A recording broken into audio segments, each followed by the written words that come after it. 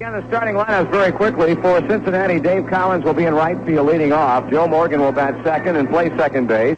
Dave Concepcion will be at shortstop and bat third. George Foster will hit cleanup and play left field. Batting fifth and catching, Johnny Bench. Hitting number 6 at first base, Dan Ray Knight will bat seventh. He'll play third base. Hitting eighth in center field, Cesar Geronimo, and batting ninth and pitching for the Reds, right-hander Mike Lacoste. For the Pirates, Omar Marino will bat first and play center field. Tim Foley will be at shortstop and bat number 2. Dave Parker, batting third, will play right field. Hitting fourth in first base, Willie Stargell. John Milner will bat number 5. He'll play left field. Hitting sixth at third base, Bill Madlock. Ed Ott will catch and bat number 7. Hitting eighth at second base, Phil Garner. And batting ninth and pitching for the Pirates, right-hander Bert Blyleven. So both ball clubs pretty much going with the lineups that opened this thing up back on Tuesday night. Of course, the only change John McNamara has made is in the opening game against the left-hander Candelaria, played Hector Cruz in center field. But since we've seen one right-hander in Bibby and getting another one here today in Blyleven, Geronimo is in center. Chuck Tanner, he's gone with the same 8 in every ball game. Bill Robinson and John Milner normally platoon in left field, the only platoon position on this ball club. Milner plays against the right-handers and Robinson against the left-handers, but since the Reds have thrown 2 right-handers at him with another one coming here today, John Milner has been a starter in every game, and outside of that, all the starters have remained the same for the Pittsburgh Pirates. Mike Lacoste, interesting to note the comments that both he and Bert Blyleven had in the Pittsburgh papers today. Blyleven saying that it's tough to pitch for Chuck Tanner, and quoting Blyleven, because he goes to the bullpen so often. He said, I realize we have a good bullpen, but it's a lot different in the American League. It seems like the big thing that has made Blyleven a bit unhappy is the fact that he likes to work in a 4-man pitching rotation. And, of course, over in the American League also, with a designated hitter, it affords a starter a little bit more time, in most cases, to remain in the game. Whereas over here, without the DH, the manager will pinch hit.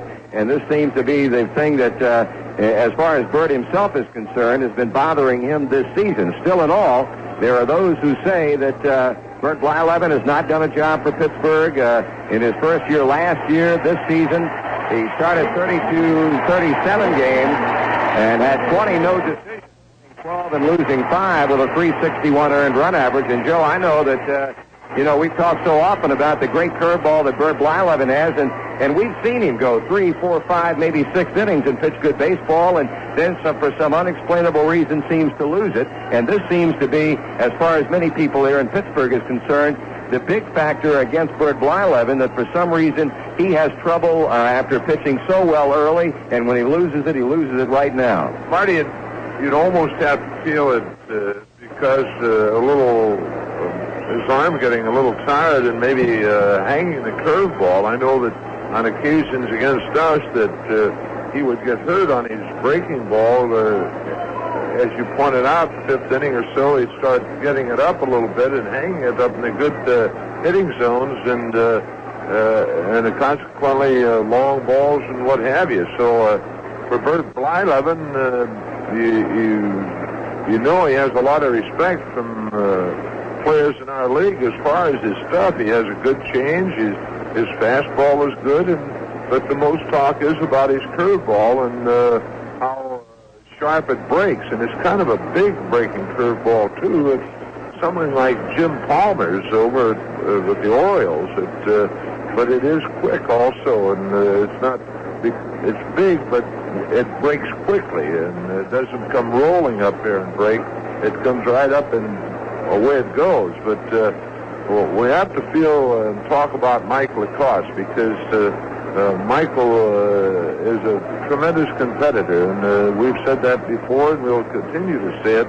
But Mike has to keep the ball down because of his sinking fastball. He cannot pitch up at all, and if he can keep the ball down this afternoon, he can beat the Pirates. There's no question about it, because Mike has pretty good control, and he can hit spots. And again, keeping the ball down is the big secret for Mike Lacrosse. Marty, you were talking about the afternoon paper, and I think it's an interesting little tidbit about Willie Stargell's fun. Well, before we talk about that, we'll have the national anthem sung by Susan Waldman.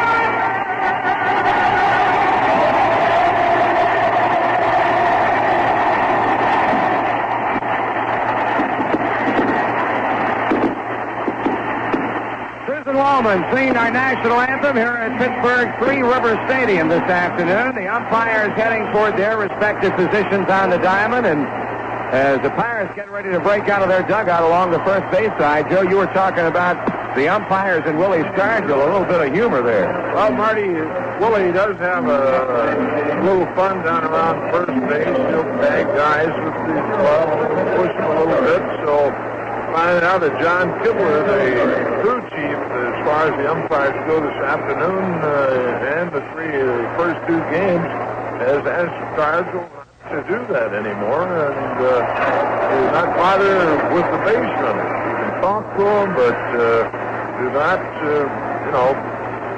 get a winter glove, things of that nature. So it is kind of, Willie finally says, well, at least they haven't taken that, the talking to him away from me. So, well, we'll see what Willie does. It's a habit with him. Let's see if he can correct it that quickly. Well, the crowd getting up in arms here. They're ready for baseball in Pittsburgh, and we'll pause right now for station identification on the Cincinnati Reds Baseball Network. Hi, this is JFBO. Win a year of cost-free living in the best year of your life. Hey, Elms, sit down. Turn around, man. You're facing the wrong way. Oh. Hi, this is Mike Randall, inviting you to join me weekday afternoons, 2 to 6 p.m. for the best in traveling tunes here on WAZU-FM Springfield. A couple of the members of the grounds crew just came down to put some dry dirt around the home plate, the batting box area, and that really, and they've also done it at third, a bit at second, and really, considering the amount of rain that we have had off and on here since yesterday, the field looks to be in pretty good playing condition. Right now, all we're waiting for is for the Pirates to make their way out of the field. And they are now coming out and taking their positions here at the stadium in Pittsburgh, much to the delight of this crowd who, and you certainly can't blame them for it, are hoping that the Pirates can win today, wrap up the National League pennant in 3 straight, and then await the final outcome of the American League Championship Series that could conceivably end today, or rather tonight, if Baltimore can hand the California Angels another loss to sweep that series 3 in a row. The Reds are hoping to have something to say about it And as you heard Cy Bury commenting to Joe earlier, this ball club seems to exude a quiet confidence today that they can win this ball game and then take them one at a time. Tomorrow night, if we win, it'll be Tom Seaver against Bruce Keeson. If we can force it to a fifth game on Sunday afternoon here, it would, in all likelihood, be Frank Pastore against John Candelaria. Bert Blyleven, as we mentioned, 12-5 in 37 starts, 4 complete games, and a .361 earned run average. Blyleven allowed 238 hits and 237 and 1/3 innings with 172 strikeouts and 92 walks. And he was warming up in the bullpen in each of the first 2 games of this series. As we pointed out, Chuck Tanner told us before game number 2 that he will use anybody that he has to use, making no difference who it might be, with the exception of the man who would be the scheduled starter for the next game. But other than that, no holds barred. As Chuck said, at this point, I can't save him for the Christmas dance, and that pretty well sums it up. How true. You take advantage of all the tools in your toolbox, I guess you might say, and Chuck certainly has done that to this point, and will continue to do it. And you look at Mac, and he has used 5 pitchers, I believe, including 2 starters, Tommy Hume, Doug Bear, and Dave Tomlin. They've all been in the ball game, but really, when you look at the bullpens, you have to give the experience, without a doubt, to the Pirate bullpen. Tommy Hume, his first year in the bullpen. Doug Bear, of course, spending his 3rd year really in the bullpen after coming to us from Oakland. But then you go to Mario Soto, Charlie Leibrandt, Manny Sarmiento. These young men have not had the experience, and it's nothing against them, but you really have to watch yourself and taking a chance with one of the youngsters because of the pressures of this championship playoff.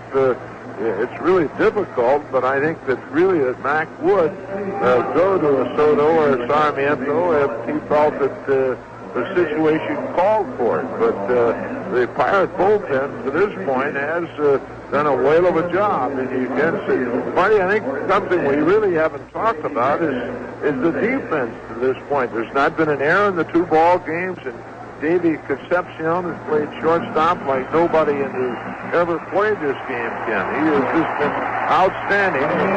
George Foster's going out at the plate.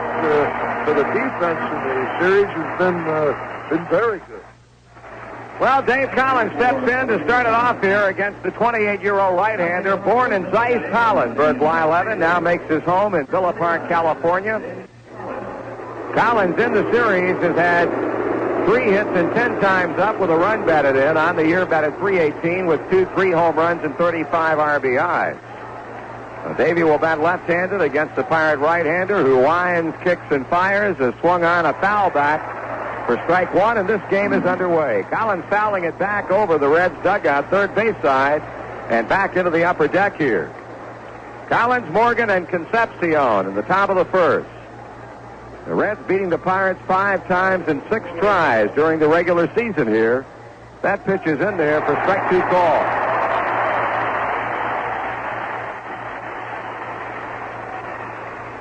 So Blyleven out ahead of Collins. No balls and 2 strikes. Pirate outfield shading Davey a little bit toward left or the other way, giving him a lot of room over first and down the right field line. Here's a pitch. That's taken inside. 1 ball, 2 strikes. In the Pirate infield, Stargell, Garner, Foley, and Madlock at first, second, short, and third. Milner, Marino, and Parker from left to right in the outfield and not catching. 1-2 pitch to Dave Collins. Taken high. 2 balls and 2 strikes. On the Cincinnati dugout, they've got Cincinnati. On top of the Pirate dugout, they've got the family. That's what this team has come to be known as here in '79. Take off on a popular hit tune. Swung on, ground ball slapped to second. Garner will go to Stargell, 1 down.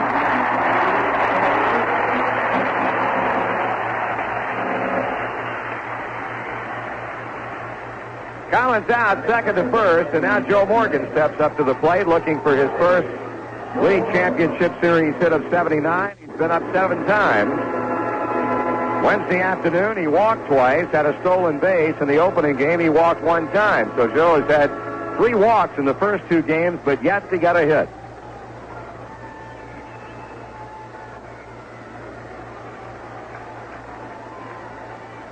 On hanging a sign for Blyleven, who sends in the first pitch to Joe Morgan. It's high and inside for a ball. 335 down the lines here at Three Rivers in the alley, 375 and 400 to straightaway center field. Swung on and fouled back and out of play. Blyleven even up on Morgan and a ball and a strike. Of course, the Pirates are trying to return the favor, so to speak. It was in 1975 that the Reds beat Pittsburgh 3 in a row. First 2 victories came in Cincinnati, the third a night game here in Pittsburgh to send the Reds into the World Series against the Boston Red Sox. Morgan takes, and that's a strike on the inside corner. Jerry Dale, plate umpire. Frank Pulley at first. Dick Stello at second, Jim Quick at third, and left field, John Kibler and Ed Montague in right field. Morgan hits a very high fly ball down the right field line. Stargell and Garner are both over there, and Stargell will make the catch. Foul ball caught by Willie Stargell. Morgan's the second out, and here's Dave Concepcion.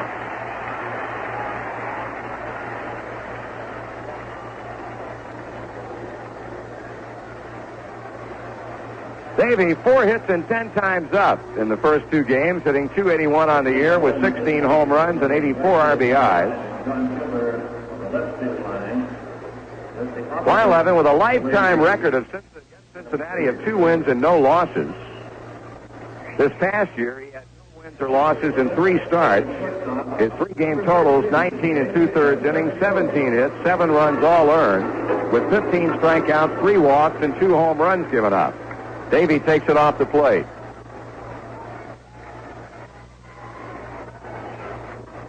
Two out, bases empty. Collins is grounded to second. Morgan has popped up foul to Stargell. And that pitch is over, and the count evens on Dave Concepcion at 1 ball and 1 strike.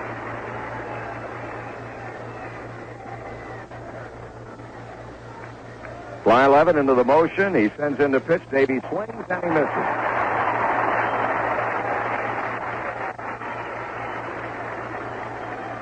Well, Blyleven hoping to get the Reds out in order here in the first inning with George Foster scheduled to bat next if Concepcion reaches with 2 outs. Here's a pitch. That's high. Well, Freddie Norman is already throwing in the Cincinnati bullpen, and this is something that is not done by accident. There's nothing wrong with Mike Lacoste, but John McNamara and Bill Fisher got together this morning, and Mac told Fish that he wanted Freddie Norman up and loosening in the very first inning because should he need to go to him, it takes Freddie a little bit longer to get ready. Swung on and lined by Foley into left center field for a base hit. Up with the ball is John Milner as Concepcion takes a turn with a 2-out single. Add your name to the high priority list for ordering Reds Action Plan season tickets for 1980. For information, call the Red Season Sales Office first thing Monday morning.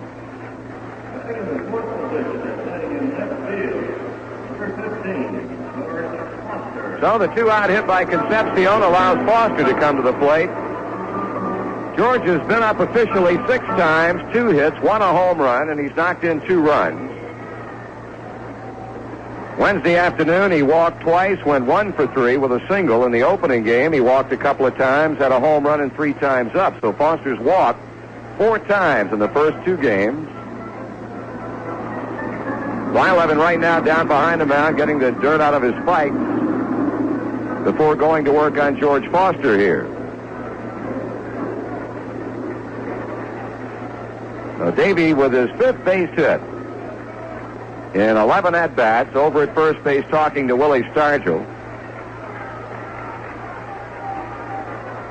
Foster settles into the batter's box. Blyleven checks over his left shoulder at Concepcion, now turns and throws that way.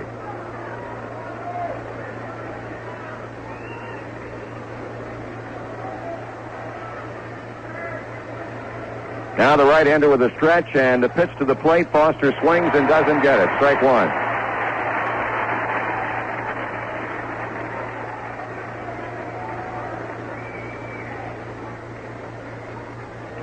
No score. Top of the first from Pittsburgh. This game getting underway about 45 minutes late because of rain.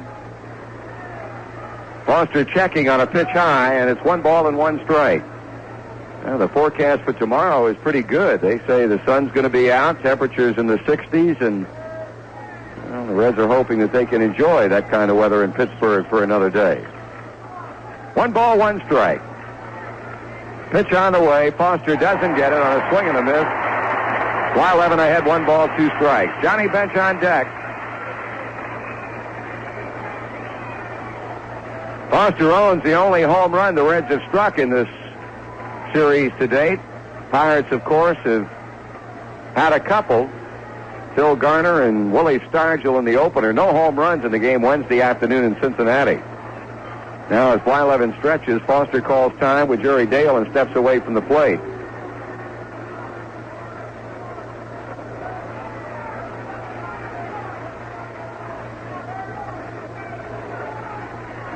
Here's a pitch. Foster takes it way outside. 2 balls and 2 strikes.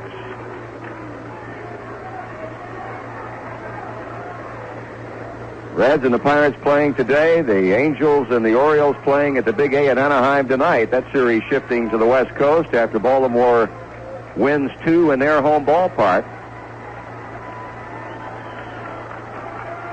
Foster waits on the 2-2 pitch, and he again calls time with Blyleven stretches.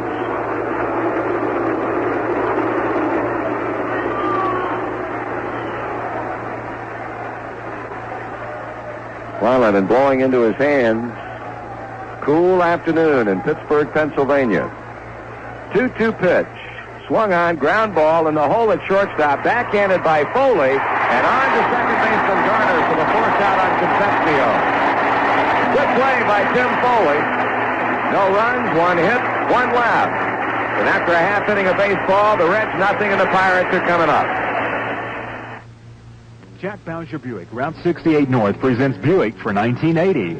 Come see the classic new Riviera, the all-new Century, the economic Skylark, the luxurious Electra, and the stylish LeSabre, beginning October 11th. You'll not find any new automobiles that are more beautiful or dependable than the new Buicks at Jack Bowser Buick.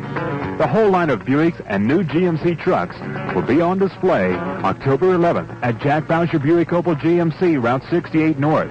Come out for free refreshments during the new car showing at Jack Bowser Buick beginning October 11th. This year, don't be left out in the cold.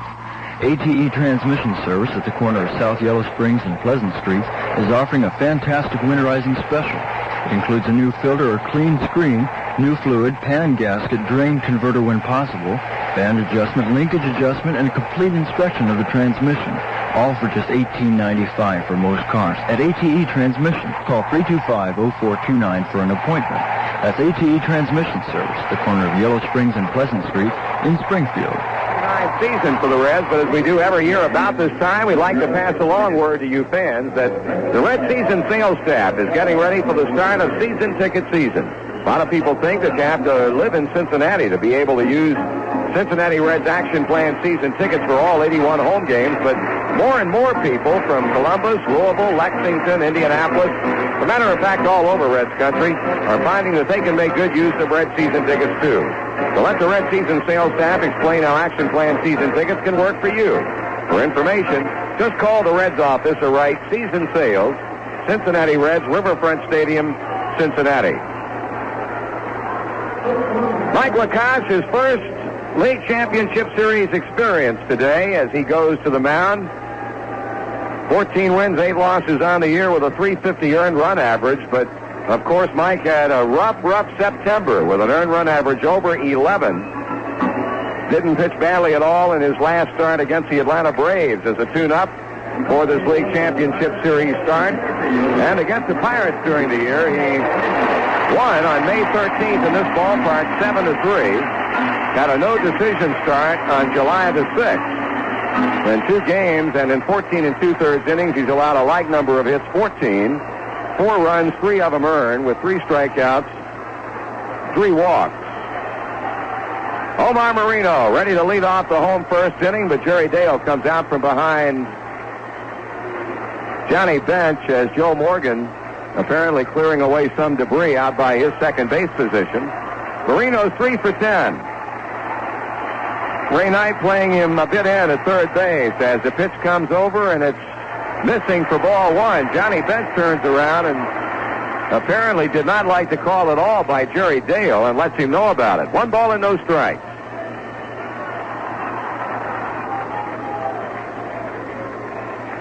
Marino, Foley, and Parker.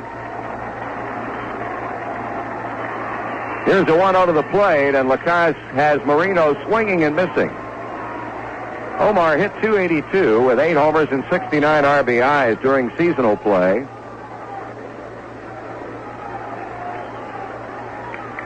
He scored the winning run in the game Wednesday afternoon in Cincinnati after leading off the 10th inning with a single against Doug Baer. 1-1 pitch. Swung on and hooked foul off the left side and back into the seats.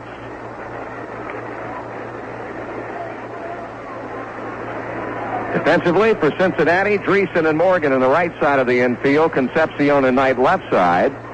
Foster, the left fielder, with Geronimo in center and Wright, Collins, and Bench catching. 1 ball, 2 strikes. Marino, who wears batting gloves on both hands. Long-legged, speedy Pirate center fielder. Led the National League in stolen bases. Here's a pitch to him, and it's too low, 2-2.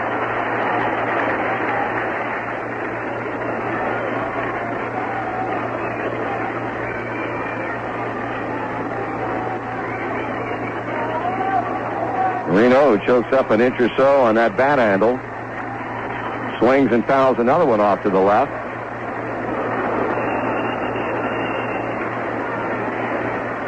Lacasse rubbing up the new baseball with a count even on Marino. 2 balls and 2 strikes. Freddie Norman, he continues to loosen up in the Cincinnati bullpen. That signs all over this ballpark today. Words of encouragement for various and sundry Pirate players. Marino fouls this one back into the seats, and he's hanging right in there.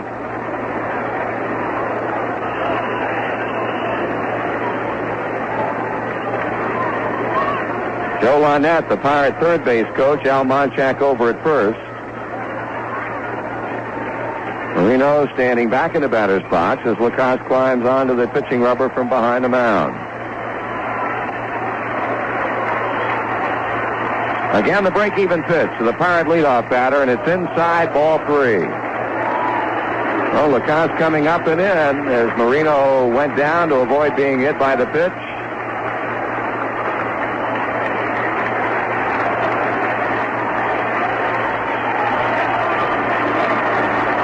Three and two the count. Here's the payoff, and he walked him.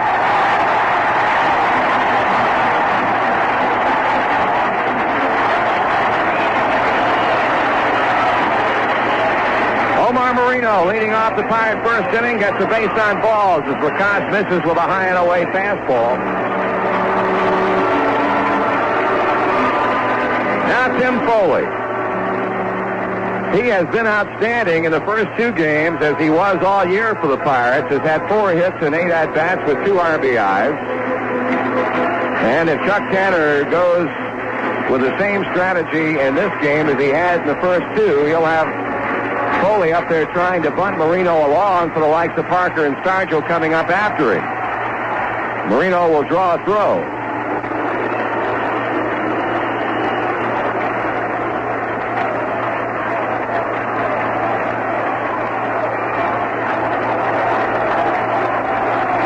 Concepcion and Morgan up at double play depth. Knight even with a bag. There goes Marino. Pitch to second. Throw to second. Not in time.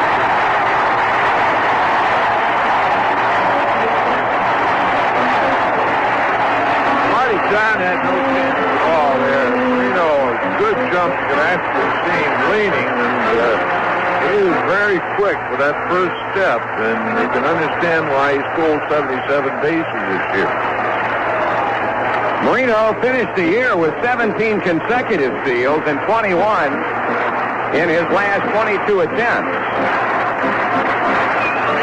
That's his first stolen base in the series. Well, Ray Knight playing even more in at third base now. With a count of a ball and no strikes on Foley, Danny Dreesen also even up with a bag at first base. pitch. Foley squares to bunt and does so along the first base line, but it rolls foul.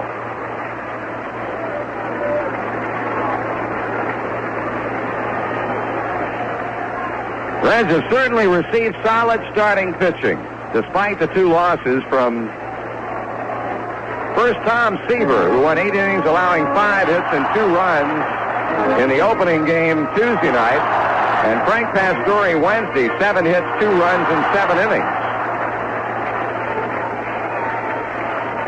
No score in the bottom of the first as Pittsburgh tries to get Marino in from second base after he walks and steals second.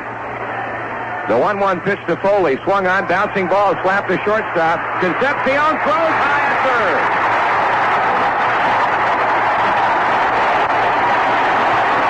Well, Davey had a play on Marino, but he threw high, and Ray Knight had no chance. Marty, what happened really is Davey had to throw over Marino. Marino had not gone into the slide yet, and consequently had to throw to the top of Marino, and that was the reason for the high throw. But, a good throw certainly would have had him, but again, you don't know if it was down, might have hit Marino in the back. So, a tough play. And the Pirates have their first 2 men on. First and third, nobody out. Big meeting on the mound involving Bench, Lacoste, Morgan, Concepcion, and Knight as Dave Parker steps to the plate. Parker's 3 for 9, RBI. Game-winning base hit on Wednesday. He had 310 during the season with 25 home runs and 94 RBI.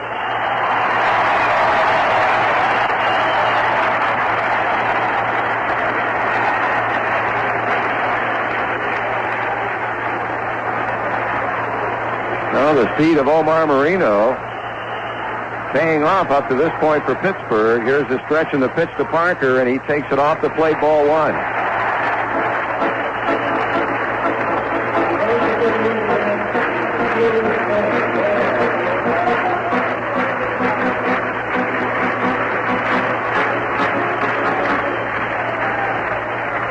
Lacoste straightens up on the mound and back to the plate. Parker swings and fouls into Bench's mid. 1 ball and 1 strike.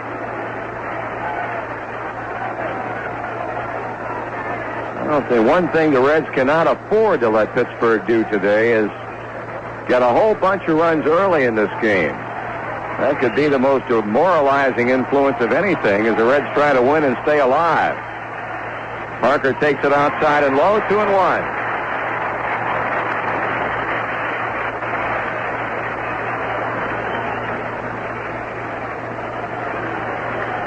Marino walked to begin the inning, stole second, and as Foley bounced one slowly toward Dave Concepcion, Marino came to third. Davey's throw was up.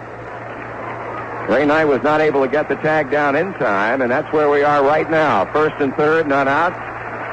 Parker waiting on Lacoste 2-1 pitch. Here it is. Swung on and hit in the air, foul down the left field line and out of play.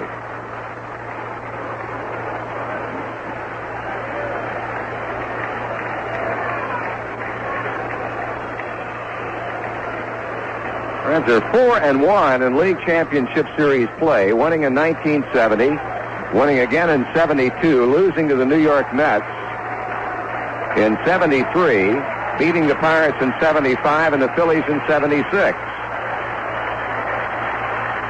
Parker with a fly ball hit to left field. That might be deep enough to get Marino in. Foster makes the catch. Marino tags, and he comes onto the plate in time, and the Pirates lead it 1-0.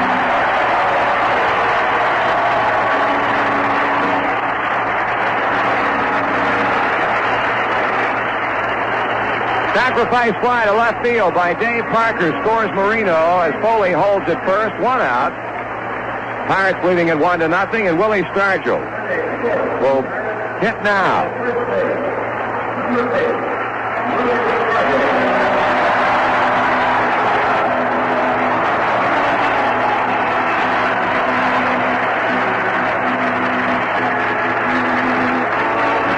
Stargell 3 for 7 with a home run, 3 RBIs. Run home for Pittsburgh, Foley at first. Another left-handed batter, Stargell, and still another one to come in John Milner. Stargell takes it inside.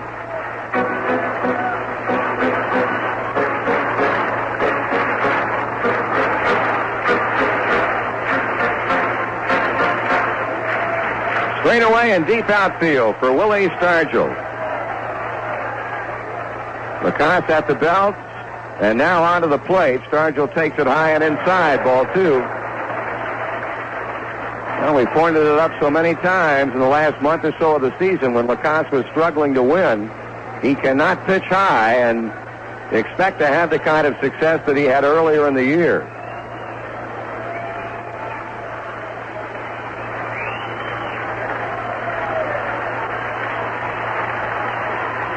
Stargell bounces to first. Reeson has it. Foul ball, however, called by umpire Frank Pulley.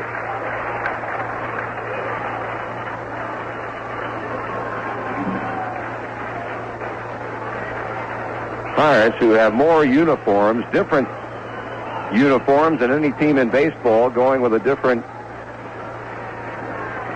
attire for the third straight game. Today wearing white with the pinstripes, black and gold lettering and numerals. 2 balls and a strike to count on Stargell. Lacoste kicks and throws. Willie swings, drives one into right center.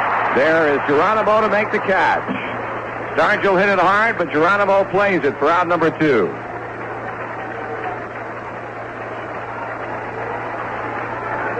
Here's John Milner. Milner 0 for 7. As he starts for the third straight game, batting .276 during the year. Homered 16 times, one of them a grand slam, or 2 grand slam home runs, and he drove in 60 runs. Outside.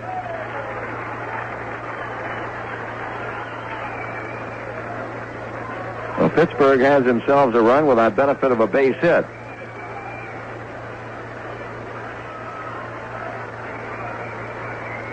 One over the left-handed batter. That's ball 2. Lacoste getting behind to Milner. 2 balls and no strikes. On deck for Pittsburgh, third baseman Bill Madlock. Freddie Norman, he continues to throw in the Reds bullpen. He was up throwing when the Reds were batting in the top of the first. Ball 3.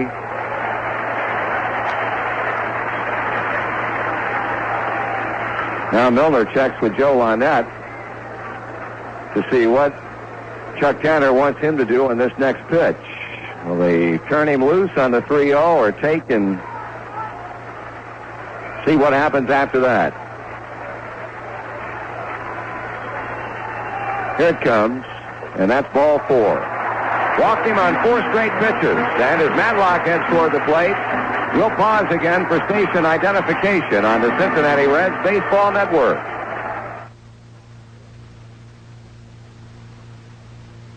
WAZU-FM, Springfield. Bravo! That was great! Bravo! That was great, man! Well, it wasn't bad. It could have been a lot better. It could have been a lot better. It was awful. It was awful. Johnny Bench and Dave Concepcion have been to the mound to offer Mike Lacoste a word or 2 of encouragement as he has just walked John Milner to move Tim Foley to second and bring to the plate third baseman Madlock. Billy is 2 for 10, has driven in a run. Former 2-time National League batting champion with the Chicago Cubs, Madlock. He takes it high, ball 1.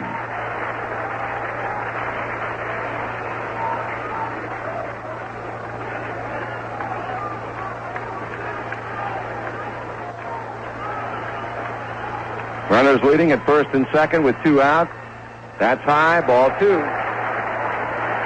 You really have to wonder what has happened to Mike Lacoste after a great first half of the year to cause him to be so consistently up for so long. Right now, Bill Fisher, the Reds pitching coach, is coming to the mound to talk with Mike, and Well, you just have to wonder if he should allow Madlock to get on with a left-handed batter and Ed Ott coming up next, whether or not John McNamara might go down and bring Freddie Norman on.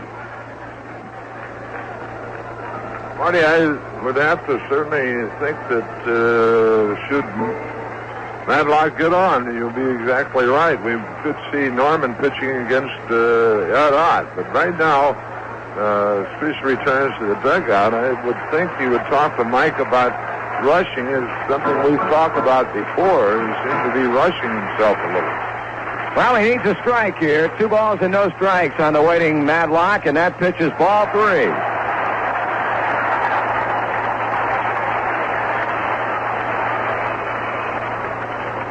Pirates 1, Cincinnati nothing in the bottom of the first. Lacasse has already walked 2. He's a pitch away from making it 3. And he's done it. Blowing inside, ball 4. Madlock goes to first. Milner to second. Foley to third. And catcher Ed Ott will be the Pittsburgh batter.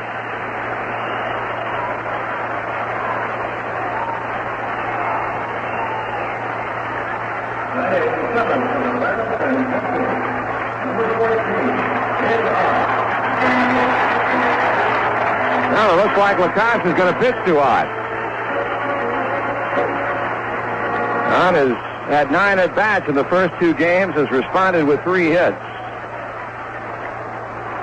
So with Foley at third, Milner at second, Madlock at first, Ott becomes the 7th man to hit in the inning.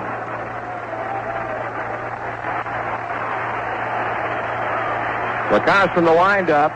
Ott swings and fouls it back.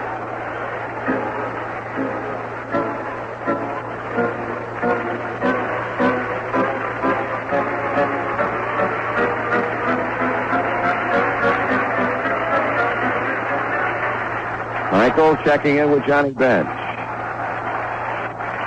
Glancing to third. Still looking in, and now Ott steps away from the plate.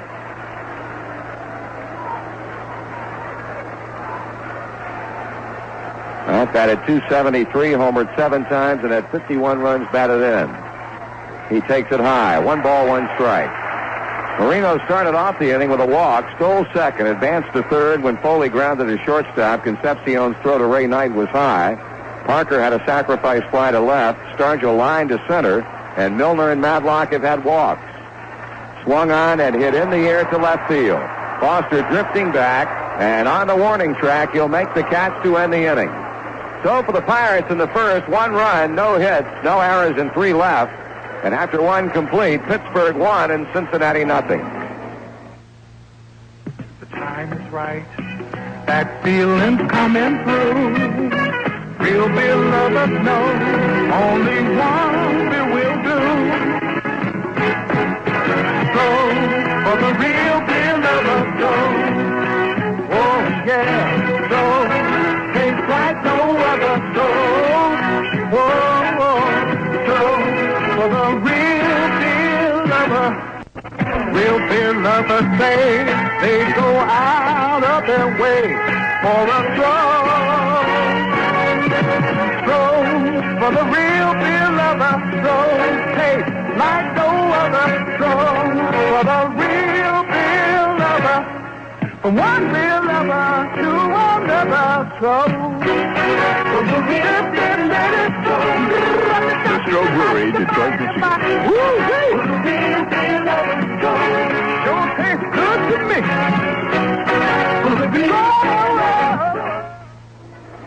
1-0 Pittsburgh after 1 inning of play. In the second for the Reds, Johnny Bench will lead it off, followed by Danny Dreesen and then Ray Knight.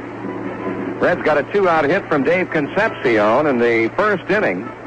George Foster then grounded one into the hole at shortstop, and Tim Foley was able to get his throw on to Phil Garner in time to force Concepcion and end the inning.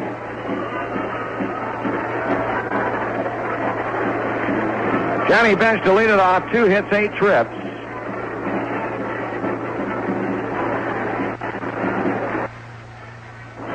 He batted .276 during the year with 22 home runs and 80 runs batted in.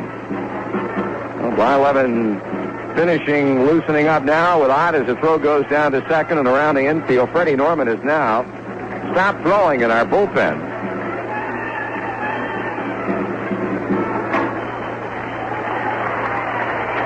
talking earlier about the fact that no team has ever come from a 2-0 deficit and come back and won a divisional playoff. Detroit being the club that came the closest back in 1972 against the Oakland A's. Oakland won the first two games 3-2 and 5-0. Then the Tigers won game 3 3-0 and game 4 4-3 before Oakland took the American League pennant in 1972 with a 2-1 fifth game triumph.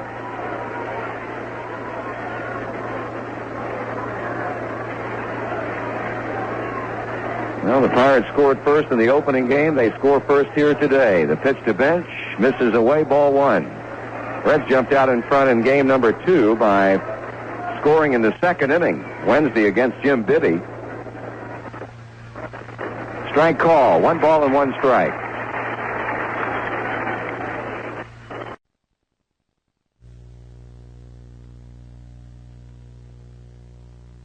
Second by Knight, and the batter will be Cesar Geronimo.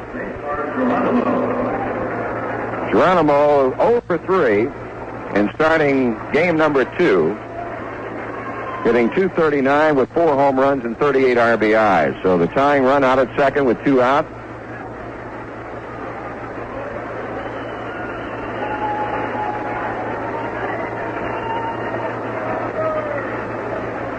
Outfield will play Geronimo about straight away. Blyleven looks to hot for the sign. Checking back at second, and onto the plate, Geronimo checks on a pitch high, ball 1.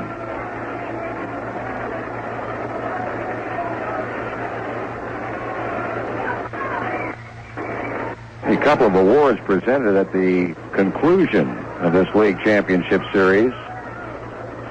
That's high, 2-0. The first annual Warren C. Giles Trophy will be presented to the winning team. And the Most Valuable Player Trophy, the third annual National League Championship Series MVP, to be selected by a panel of writers and broadcasters. And that award will be given to the winning player following the final game. Ball 3. With pitcher Mike Lacoste coming up next and first base open. Bert Blyleven not giving Geronimo anything to hit at.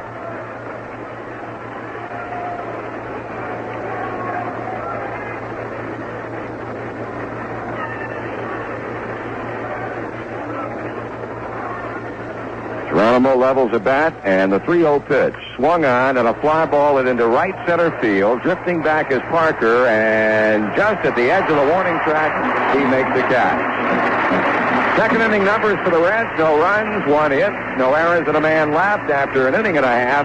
Pirates 1, Cincinnati nothing. I would say if that's the type of meat that goes into them, then they're a very good wiener, very good meat. You're not just saying that because... No, I'm not saying that because I've always had confidence in Tom. We interviewed shoppers in a busy supermarket and showed them the typical cuts of meat used to make Conn's wieners. So it's definitely high quality if it's meat than Conn's wieners.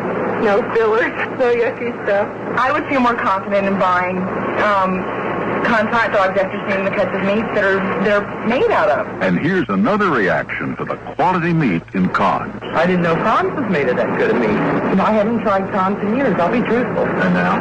I tried now. You're not just saying it. No, I'm not saying I didn't realize they had that good of meat in the Conn's wiener. Yes, there's only first quality cuts of meat in Conn's, and never any filler. Great meat makes great wieners. Depend on Conn's. I would feel more confident in buying Conn's hot dogs after seeing the cuts of meat that they're made out of. If you weren't able to be at Riverfront for the League Championship Series games, here's how you can order your copy of the official Championship Series souvenir program. All you have to do is send $1.75 plus $1 postage and handling to Cincinnati Reds playoff program, 100 Riverfront Stadium, Cincinnati, Ohio, 45202. Residents of Ohio at 4.5% sales tax. The 60-page program is jammed with stories and pictures of all the Reds players.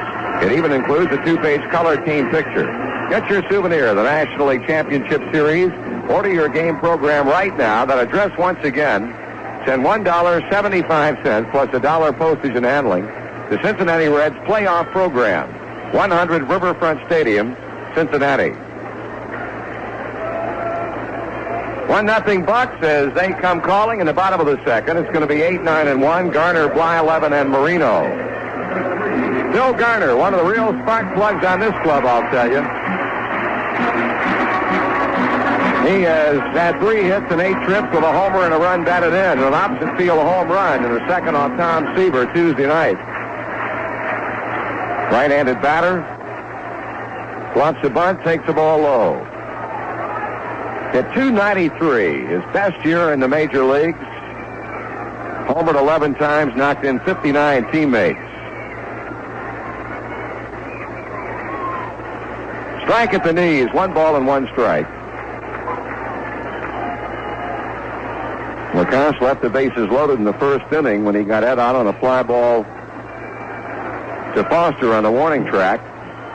Garner slices one into right field, base hit. Ball gets by Collins. Garner comes to second. He will come on to third, standing up. Oh, he's fly. Well, with a wet turf in the outfield, that ball hit and simply took off on Dave Collins. And Phil Garner gets a 3-base hit out of it.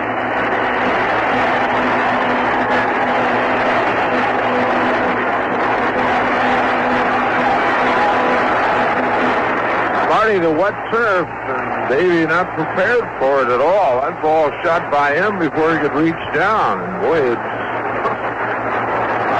you just feel they are aware of that, but maybe he didn't think trying to hit the ball that hard. He hit it right on the button. Well, we have certainly seen some fine defense. There's no question about that, but we've also seen some very shoddy defense. Blyleven bounces back to the mound. Lacoste bluffs a throw to third, and now turns and throws Danny Dreesen to get Blyleven at first. 1 out. Omar Marino back for the second time.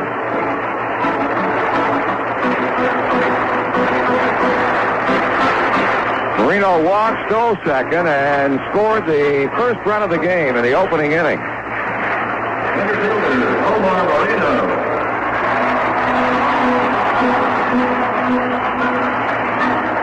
Once again, the Reds infield will pull in for Marino. Garner down the line from third.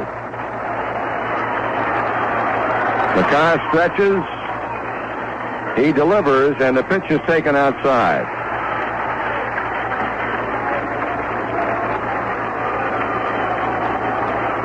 Well, things are lighting up considerably here in Pittsburgh. And real dark, threatening clouds are giving way to some lighter clouds overhead. 2 balls and no strikes. Once again, Freddie Norman has started to throw in the Cincinnati bullpen. Dave Concepcion making the slow walk in to talk with Mike Lacoste. Phil Garner begins the inning with what should have been a single, but Dave Collins plays it into a triple. Bert Blyleven, a broken back grounder back to the mound, and now Michael behind to Marino at 2-0.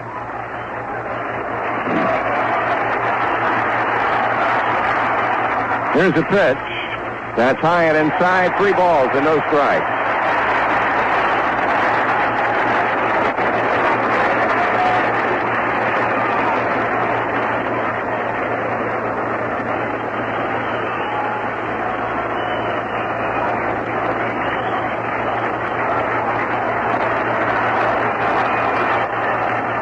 This is ball 4.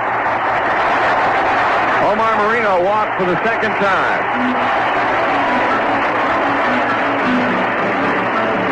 Mike Lacoste has now walked 4 batters in the first inning plus.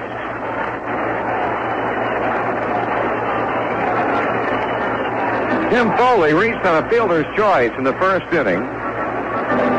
He's a Pirate batter now as again the meeting on the mound with bench Morgan, Concepcion, and Lacoste.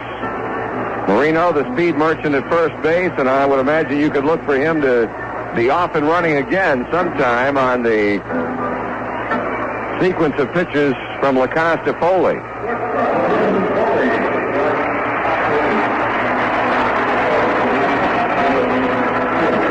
Well, Pittsburgh with a run on the first and have Garner at third, Marino at first with 1 out on the second.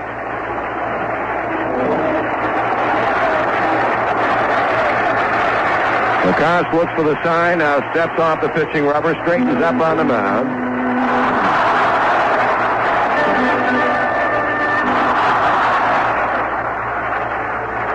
Marino, good lead at first, and he'll take a throw. He steps back to the bag.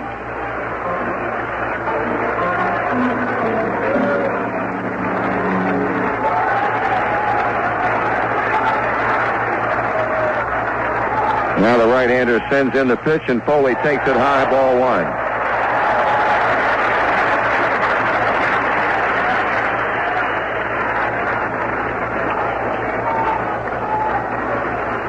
Mike Lacoste, trouble throwing strikes here in the first couple of innings, and Pirates taking advantage of it in the first inning.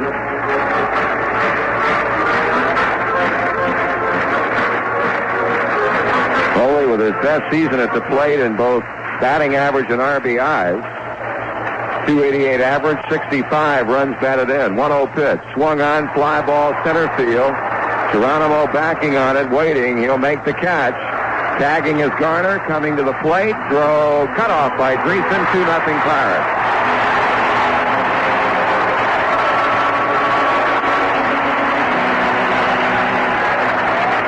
Well, I'll tell you, you certainly have to hand it to them. They have done everything right in this series. When they need the fly ball, they get it.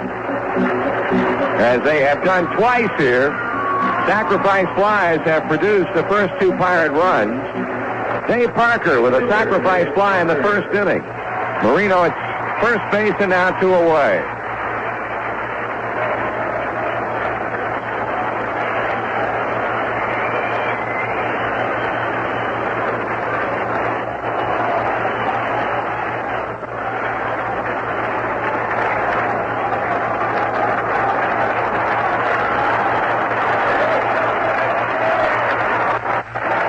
Here's Lacoste, turning and throwing on to first base.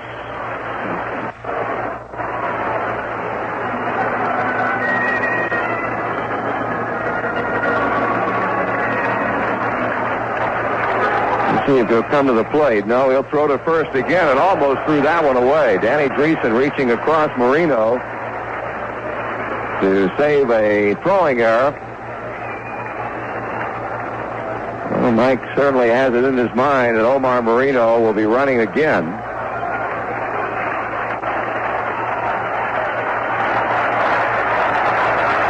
Dave Parker. Stretch, turn, throw, and almost threw it away again.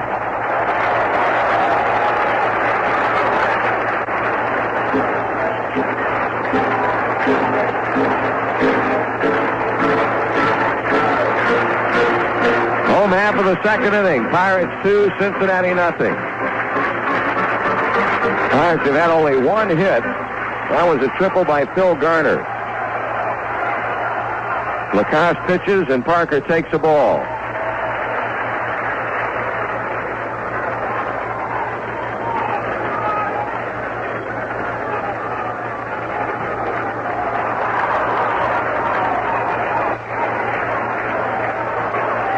Two out, one on. Up high and outside, ball 2, 2-0. Here comes John McNamara, and that's going to be all for Freddie Norman, for Mike Lacoste. Freddie Norman will instead be coming to the mound. Mac has seen all he wants to see, and for the Pirates already having scored 2 times in the game, Fred's manager has reached a point where he can ill afford to allow Lacoste to go any longer. So that's going to be it for Mike Lacoste, and left-hander Fred Norman will take his place on the mound. Freddie just now getting the word from the right field umpire, Ed Montague. So Mike Lacoste, who struggled the last month or so of the season, suffers the same malady here in Pittsburgh today. He is being yanked early here in the second inning, and Freddie Norman will now come on to inherit a count of 2 balls and no strikes from Lacoste to the batter Dave Parker. So the Pirates lead at 2-0. The Reds in the process of changing pitchers, and we'll be back with more here in Pittsburgh in just a moment. When you want to know the ones you love and things you love will always be secure. Make friends with tomorrow, Range Insurance, and be sure. Is your stamp or coin collection insured to its full value? How about your antiques, furs, or art treasures? They could have grown greatly in value since the beginning. If lost or stolen, they could never be replaced. But it would help a lot to know you'd get a fair settlement through your Grange Insurance Inland Marine policy. Ask your Grange agent for a quote on whatever you want covered. No obligation. Grange wants to be your partner in protection. There's nothing like the feeling that you get when you know you're safe now and secure. Protected by Grange Mutual. Grange Insurance, to be sure.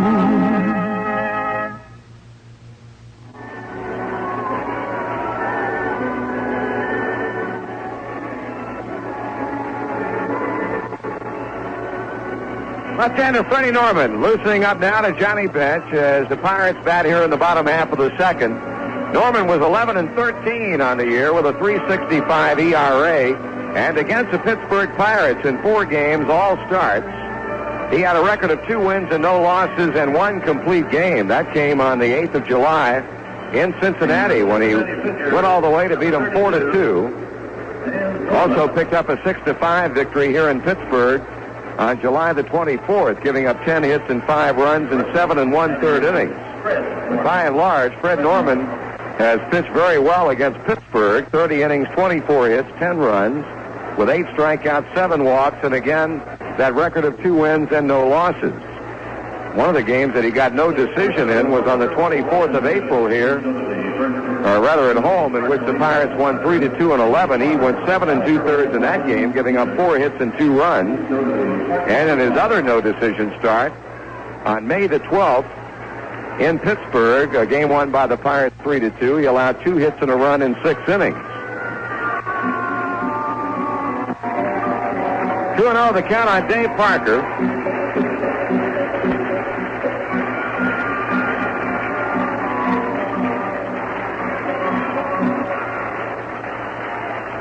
Omar Marino at first base. Mike Lacoste going only an inning and 2/3, allowing a hit, 2 runs so far, both earned. And Marino belongs to him also. Norman will throw to first. Often used cliche, but it certainly applies here. There is no tomorrow for the Reds if they lose this one.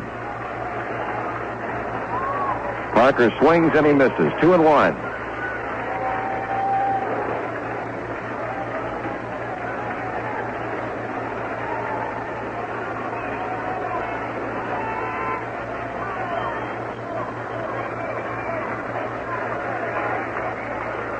Marino with both feet on the carpet at first. Pretty good lead.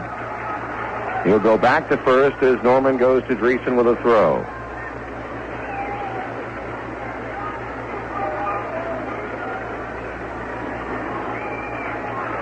Freddie Norman called on early in this game in the second inning.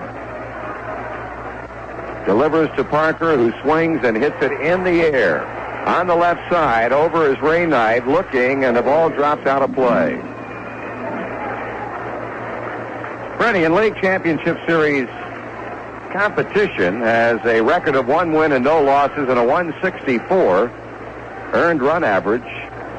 He started a game in 73 against the New York Mets, giving up 1 hit and 1 run in 5 innings. And then in 75, he beat the Pirates, pitching 6 innings of 4-hit, 1-run baseball to gain a victory. So this is his 3rd League Championship Series appearance and his first in relief.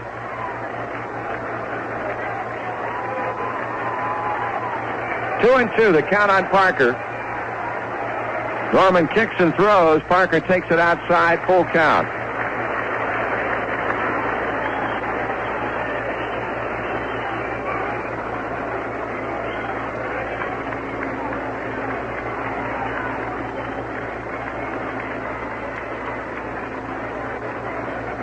Omar Marino at first base will be running.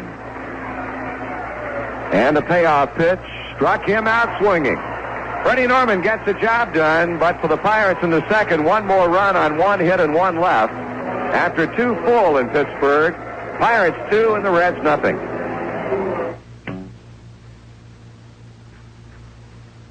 Season is winding to a close.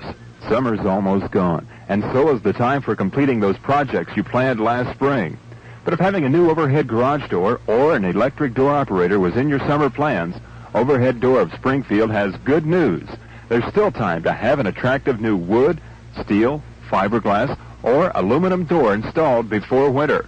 Prices will never be lower, and a new door from Overhead Door of Springfield will not only spruce up the appearance of your home, but save energy too, by sealing out those drafty, cold winter winds. Rely on the genuine, the Overhead Door Company of Springfield.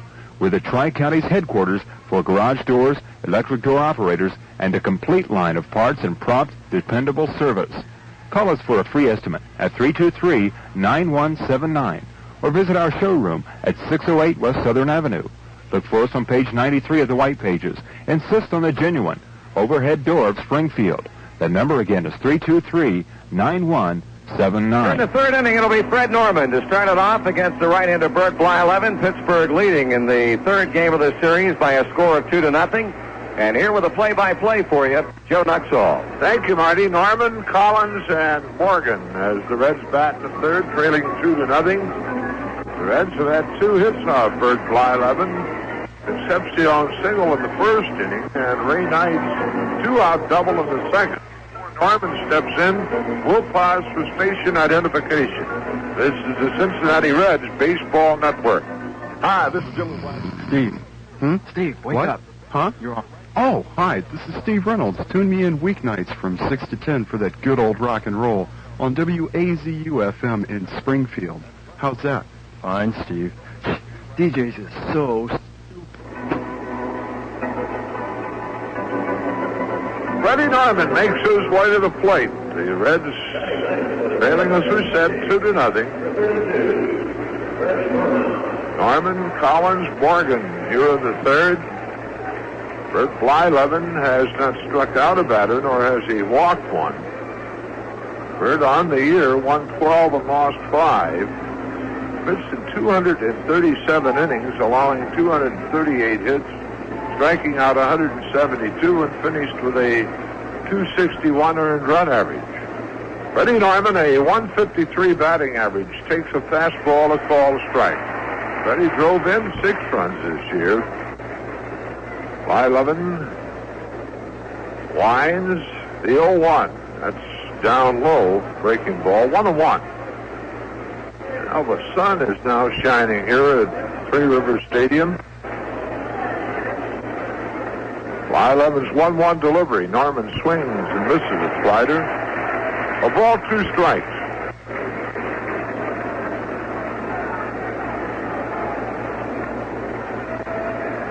Now, not a full house at Three Rivers Stadium this afternoon. Norman swings and misses, and Blyleven has his first strikeout. 1 away, and that'll bring Dave Collins to the plate. Dave leading off the game, grounded to Garner at second base.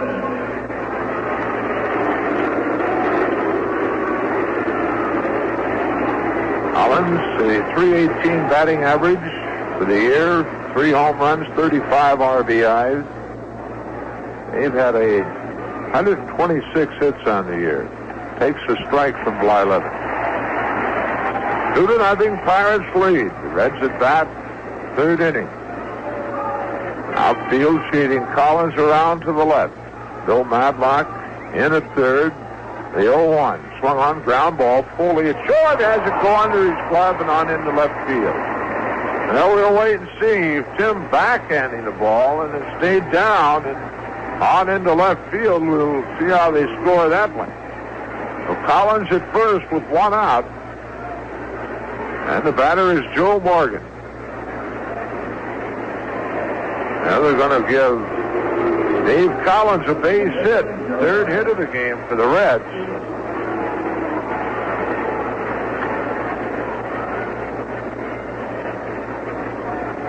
Joe in the first inning popped out to Stargell in foul territory down the right field line.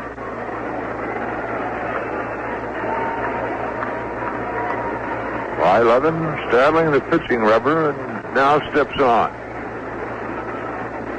And the stretch. Checks Collins at first, delivers. Morgan swings and pulls it foul down the right side. That'll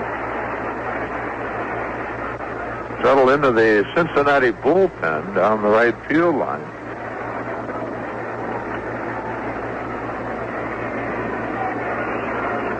Dave Collins, first base, one out. The inning started with Freddie Norman striking out, and Collins singled to left under the glove of Tim Foley, the Pirates shortstop. Y11 to the belt. The pitch. Morgan swings and a chopper to Stargell at first base, looks to second, and then goes to the bag. They get Morgan as Collins moves on to second. And with two away, the batter, Dave Concepcion. Dave singled to left center with two out in the first inning.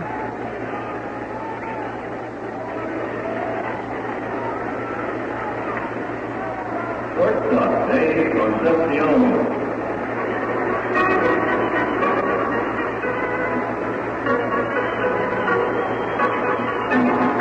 Concepcion, a fine year this year, hitting .281 with 16 home runs and 84 RBIs. He stole 19 bases on the year. The pitch. He looks at it, low, ball one.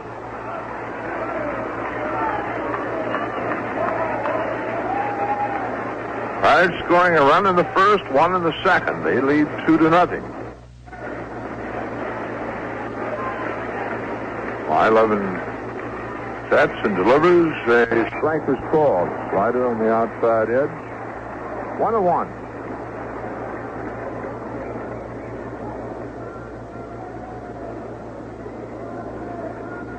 Tomorrow night it'll be Tom Seaver and Bruce Keeson going to the mound. There's ball two low to Concepcion, 2-1.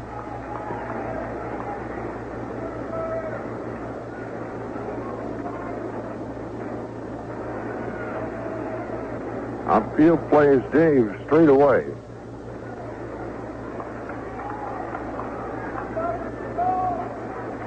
Y11 looks into Ed Ott as catcher. Sets. And the 2-1 to Concepcion. Grounded up the middle. Garner, great play. And they're going to have to hold Collins, throw over to third. But Bill Garner, a super play, diving off to his right and keeping the ball from going into the outfield. The moment saves a run for the Pirates. That'll be a base hit for Concepcion, who's second of the game. But a fine play by the Pirates' second baseman, Phil Garner. Reds now with 4 hits in the game. But not on the scoreboard yet. George Foster, the batter. George ended the first by forcing Concepcion at second base, and that a fine play by Tim Foley. Foley going into the hole, backhanding and throwing back to Garner to get the force of Concepcion.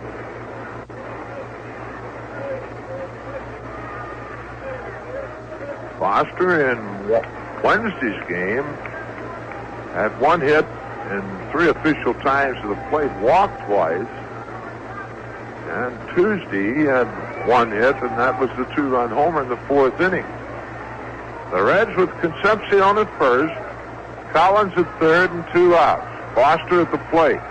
Y11, the stretch to the pitch. George swings and fouls a fastball straight back. Johnny Bench waiting on deck with 2 outs.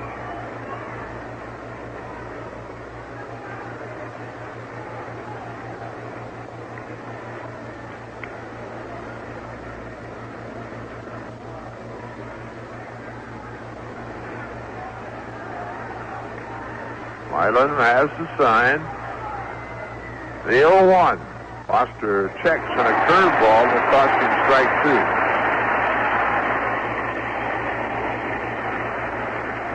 Bert Blyleven in front of George Foster. No balls, 2 strikes.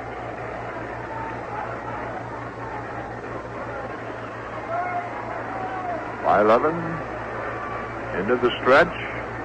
The 0-2. George takes it just high a breaking ball, and it's a ball, 2 strikes to Foster. 2 games in Cincinnati attendance-wise drew 110,006. This afternoon here at Three Rivers, well below the capacity of the stadium. 1-2 pitch. Foster swings and chops it foul off the third baseline.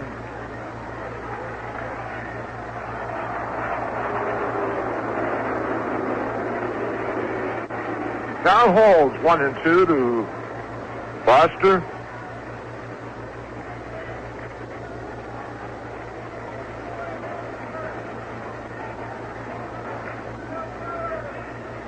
Blyleven down behind the mound, now makes his way up and onto the pitching rubber. Checks in with his catcher at Ott. Concepcion at first, Collins at third, and now Foster backs away from the plate.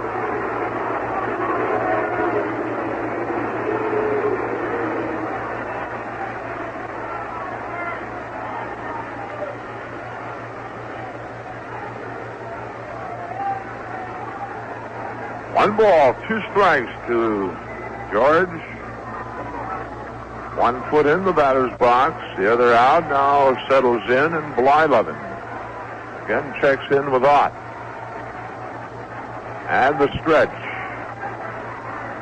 Delivers the 1-2, and a swing and a miss on a breaking ball. And Blyleven has his second strikeout. For the Reds in the third, no runs. 2 hits, there were no errors, 2 runners left on base. And at the middle of the third, the Pirates 2, the Reds nothing. Stroh Light. Oh, it's a light beer with body. A great tasting light. A light beer with body. And the flavor's just right. It's Stroh Light. Stroh Light. For taste that satisfies you. Beer after beer. Light beer with body. If there's one thing that makes a beer, it's great taste. And that's not easy to come by in a light beer. But Stroh Light has body to give it great taste. That's certainly something you want in a beer. So when you drink Stroh Light, you know from the taste that you're drinking beer. Maybe that's why it's not surprising for a Stroh Light drinker to say, now that's beer. It's a light beer with body. A great tasting light. A light beer with body. And the flavor's just right. It's Stroh Light. Stroh Light, for taste that satisfies you. Beer after beer, light beer with body. Stroh Light is here, it's Stroh Light.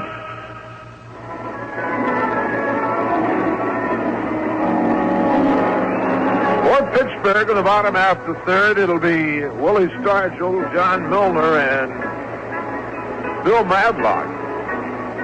Freddie Norman came on with 2 out in the second inning and a count of 2 balls, no strikes to Dave Parker, and struck Parker out for the final out of the inning. Pirates scored a run in the first inning without a base hit. Omar Marino walked, stole second, moved to third on a fielder's choice, a ground ball that fully hit to Concepcion. Dave throwing to Ray Knight, but high, and Marino reaching safely, and then Marino scored on a sacrifice fly by Dave Parker. In fact, both Hyatt runs have come on sacrifice flies. Parker's in the first and Foley's in the second.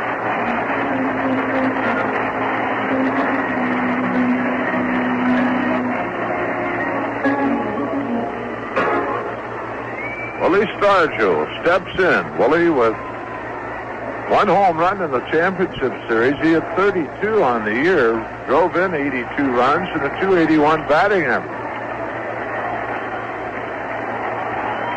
Freddie Norman ready to go to work on Stargell. He delivers, and Willie looks at a strike at the knees on the inside edge.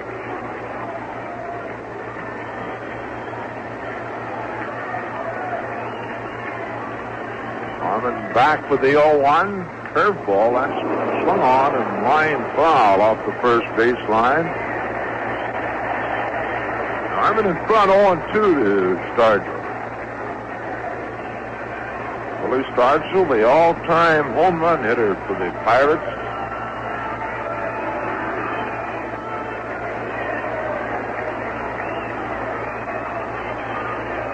No balls, 2 strikes.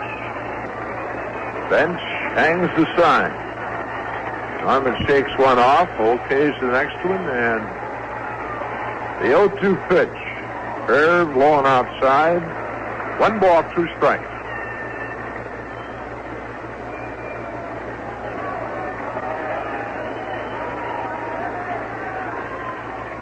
Norman 1-2. Swung on. That's 3-0.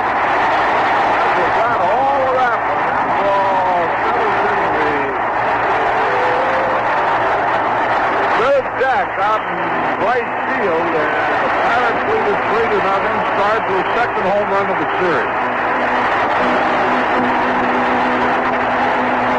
Freddie hung in a breaking ball, and Willie took care of it. Grand place.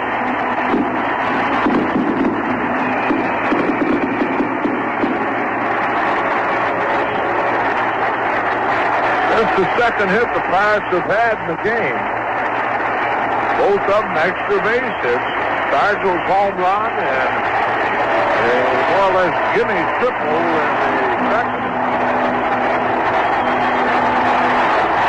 And comes Willie Stargell back out on the field as Willie does. Tips his hat and throws him the kiss. All right, here's John Milner, who walked in the first inning. He takes inside a ball from Norman.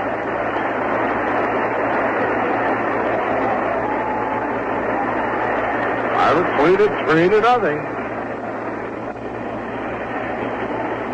The hole gets deeper. Line to pitch. Milner checks, and that's low and inside. Ball 2. Bill Madlock on deck.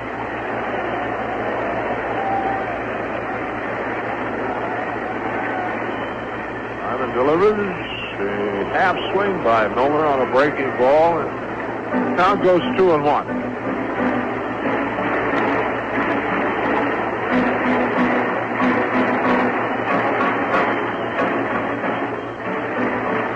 Simon delivers. Milner swings, pops it behind the plate. Bench off with a mask. Has room, and John has it.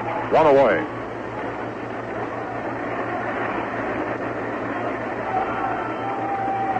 One down. Bill Madlock, the batter. Bill walked in the first inning.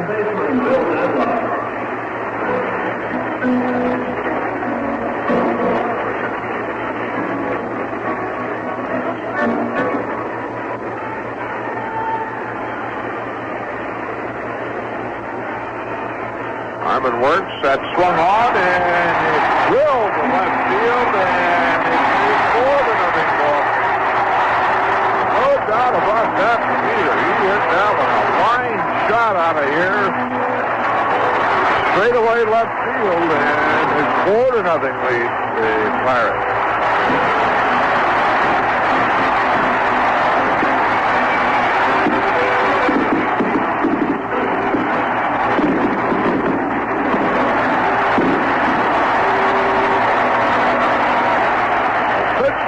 Featuring extra base hits, particularly the long ball.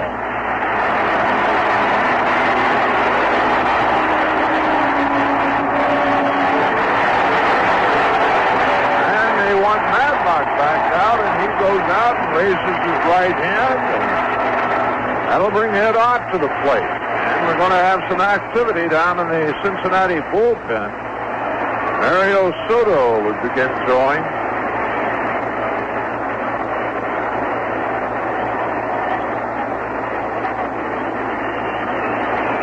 Right now, Dave Collins talking with the first base right field umpire, Frank Foley, and apparently objects being thrown at Collins out in right field.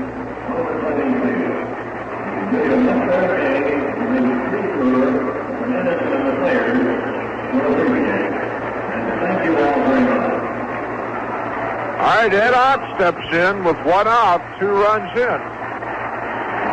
2 runs, home runs by Willie Stargell and Bill Madlock. Harmon delivers, and Ott checks his swing on a breaking ball. They look down to Jim Quick, the third base umpire, and he says he did not go. 1-0.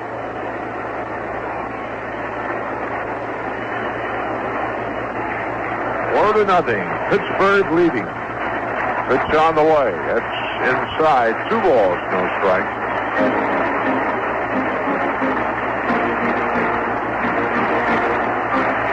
Harmon back to the plate, and a strike is called. Fastball, 2-1. The pitching had been quite well up until this afternoon. Hot swings and fouls. Not evens 2-2.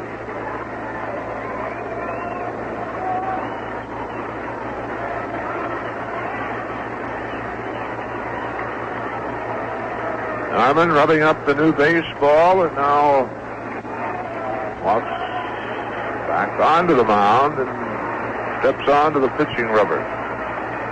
2 balls, 2 strikes. Harmon the 2-2. That swung on and popped up.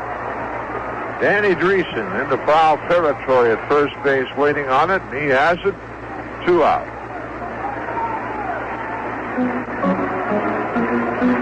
Two down, Phil Garner, the batter. Phil lined one to right field. The ball skidding by Collins onto the fence. Garner making a triple out of it, leading off the second inning, and scored on the sacrifice fly off the bat of Tim Foley.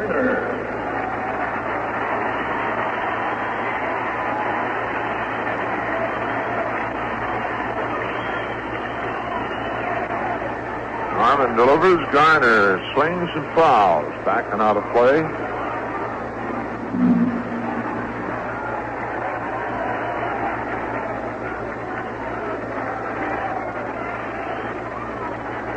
On the count.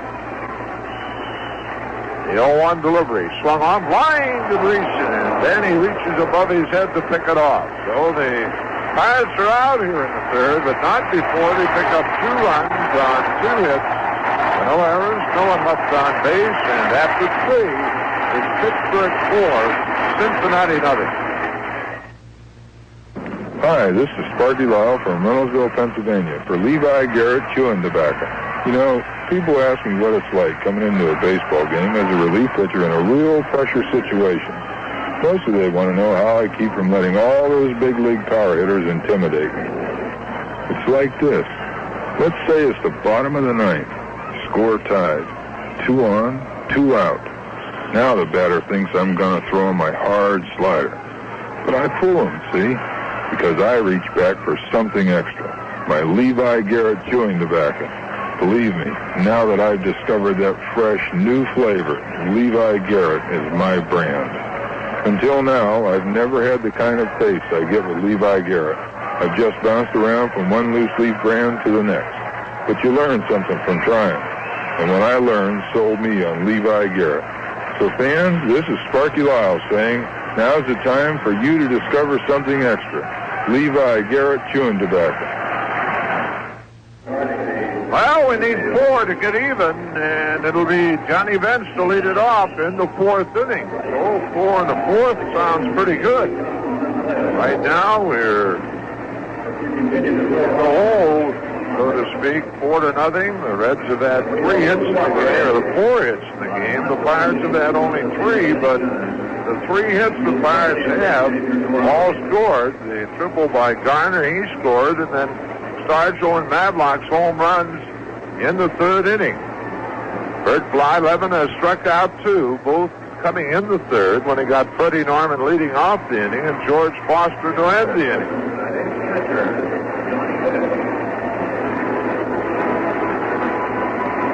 Johnny Bench will lead it off. John, a fly ball to Marino in left center field, and leading off the 2nd. Bert Blyleven has not walked anyone.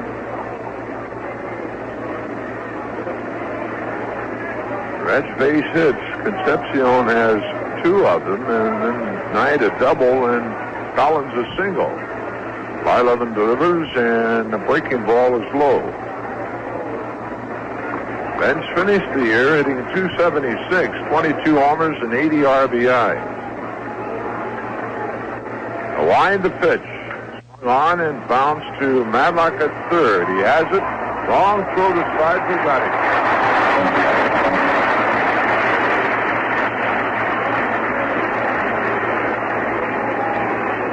One out. Danny Dreesen, the batter. Danny lined hard to Garner in the second inning.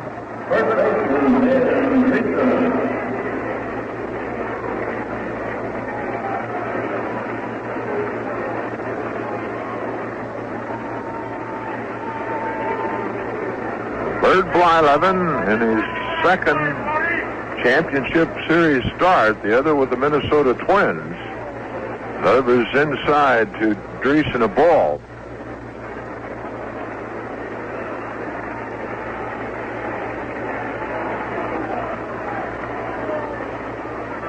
Blyleven, the 1-0. Dreesen swings and misses, and the count evens at 1-1.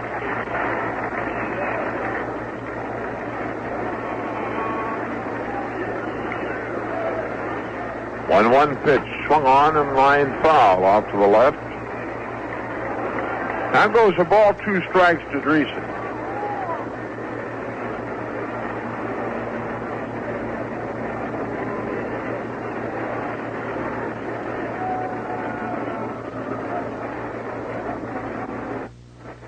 Outfield plays Dreesen straight away.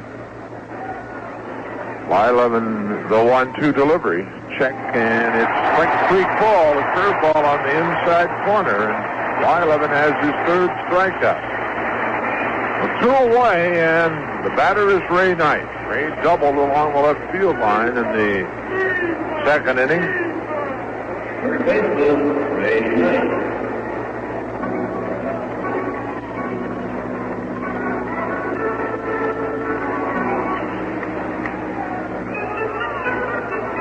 Blyleven down behind the mound, cleaning the mud from his spikes.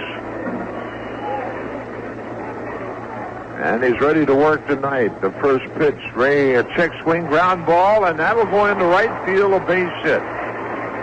Well, Ray trying to check his swing, but he rolls it between Starzl and Garner into right field. Ray's second hit of the game, and the 5th for the Reds off Bert Blyleven. That'll bring Cesar Geronimo to the plate. Cesar had the green light on a 3-0 pitch in the second inning and hit one deep to Parker in right center field.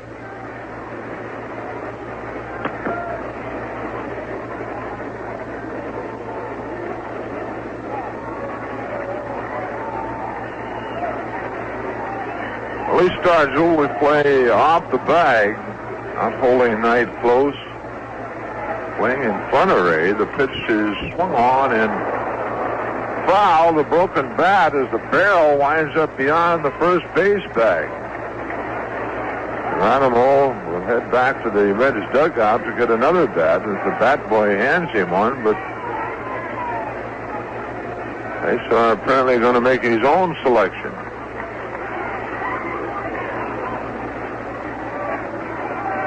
One to count to Geronimo as he makes his way back to the plate. Pirates leading 4-0, scoring in each of the first 3 innings, 1 in the first, 1 in the second, and 2 in the third.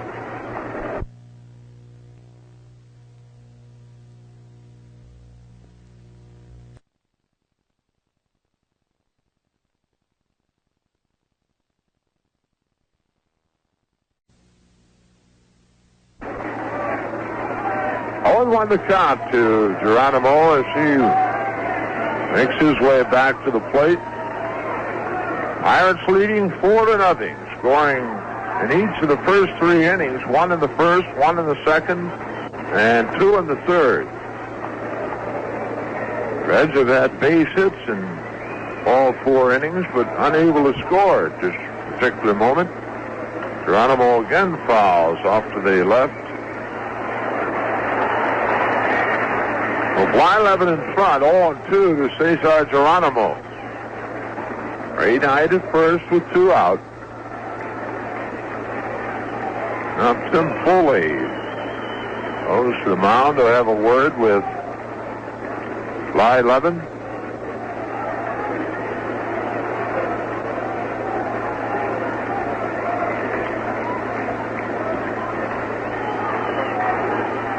Bird asks for another baseball now from plate umpire Jerry Dale.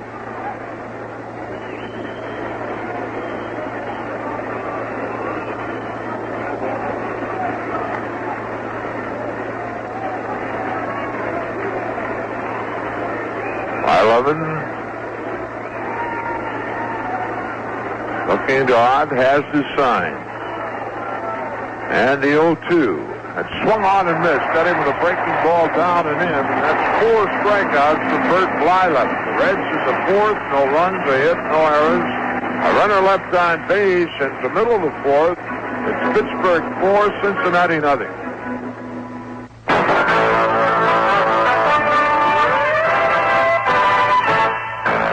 In the 1940 World Series with Detroit, the Reds seemed a little overmatched. The Tigers had fearsome sluggers like Hank Greenberg and Rudy York, and pitchers like Bobo Newsom, Schoolboy Rowe, and Tommy Bridges. But when the Reds were down 3 games to 2, manager Bill McKechnie made a surprising statement to Warren Giles.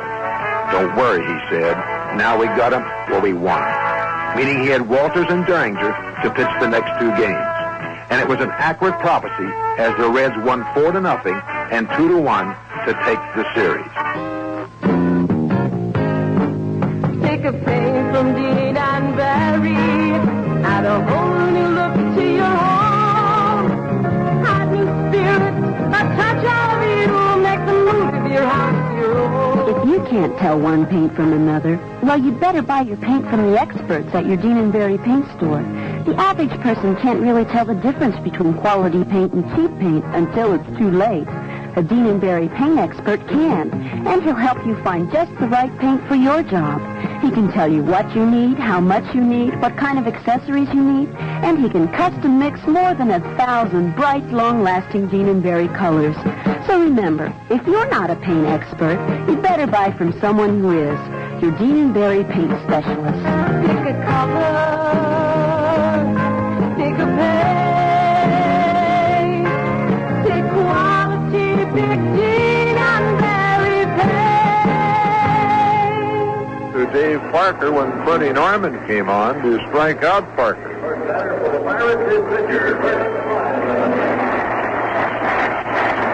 Bert Blyleven to lead it off.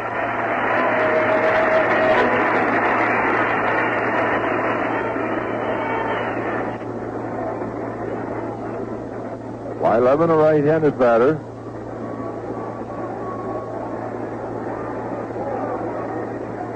Now steps into the batter's box. And Norman delivers. Blyleven swings and lines a single into left field. Third hit off Freddie Norman, the 4th in the game for the Pirates, and Omar Marino the batter. Blyleven with a 129 batting average for the year. Blyleven at first base as Al Monchuk helps him on with his windbreaker. And Omar Marino steps in. Marino has walked twice, has stolen a base, and has scored a run.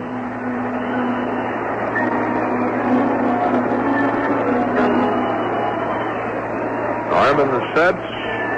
Marino squares to bunt and takes outside, ball 1. Jim Foley, the on-deck batter.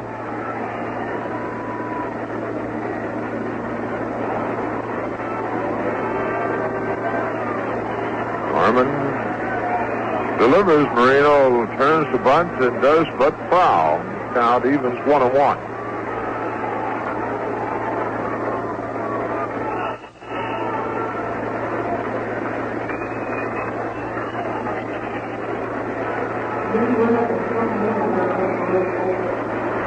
Manny Sarmiento and Charlie Lebrand throwing down to the Reds bullpen. Stretch the pitch. The bunt is out in front of the plate. Bench up with it. Going quickly to Morgan to get Marino. The sacrifice works as Blyleven moves on to second base. And right now we'll pause for station identification. This is the Cincinnati Reds Baseball Network. Hi, this. Hey there, Bunky. Tired of the soup du jour? Does your girlfriend run off with a disco dance instructor? Well, join me, Marshall Phillips, from the Radio Liberation Army on the new WAZU in Springfield. Active duty is nightly Monday through Saturday, so don't be on leave, because it's a blast. Bert Blyleven at second base. A pitch. Foley takes on the inside edge and calls strike. Blyleven led off the inning with a single, moved to second on the sacrifice bunt by Omar Marino. 0-1 the count to Foley. Norman delivers. Foley swings, fly ball into shallow right. Coming on is Collins. He's there waiting, and Dave has it 2 away. Ball getting through Concepcion, and Ray Knight picking the ball up over near third base. Oh, 2 away. Dave Parker will be the batter. Parker, a sacrifice fly in the first inning to drive in the first run of the game, and struck out in the second against Freddie Norman.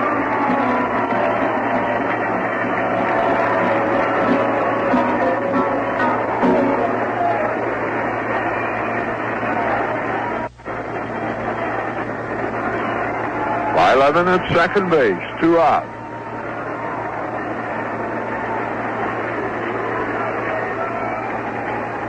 Norman is the belt. A pitch. Parker takes it down and away. A ball.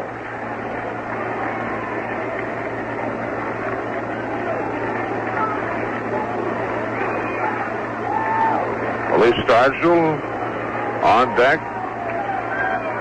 1-0 delivery down low, and it's 2 balls, no strikes to Parker.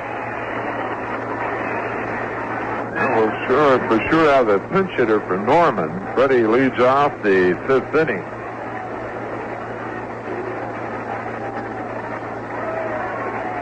Two-0 pitch, swung on and foul. Off to the left, back into the seats. Now goes 2-1 to Dave Parker.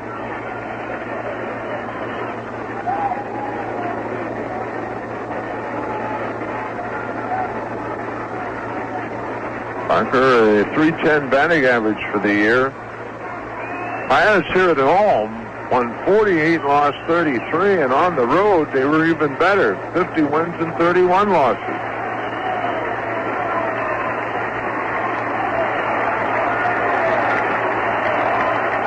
Harmon looking to bench.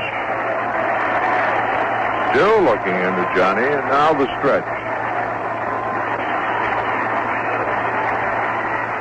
Now, Freddie steps back off the pitching number. He's paying a lot of attention to Bert Blyleven.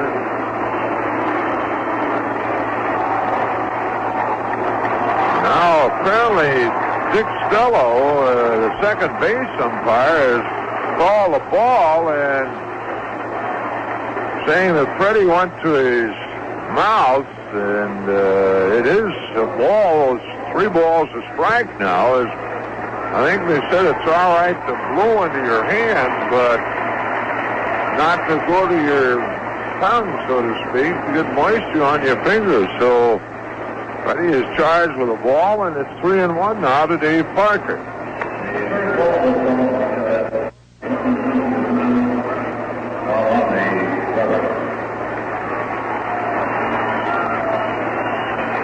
Harmon ready.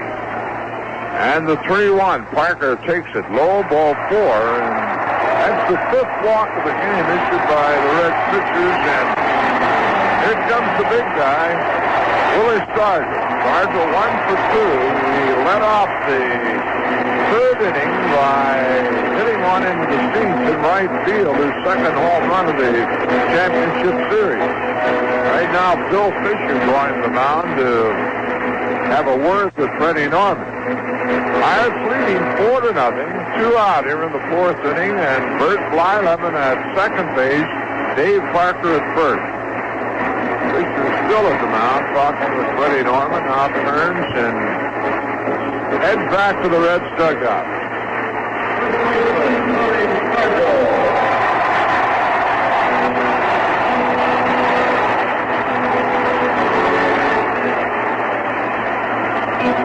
Norman ready and delivers to Stargell. Willie swings and fouls and backing out of play.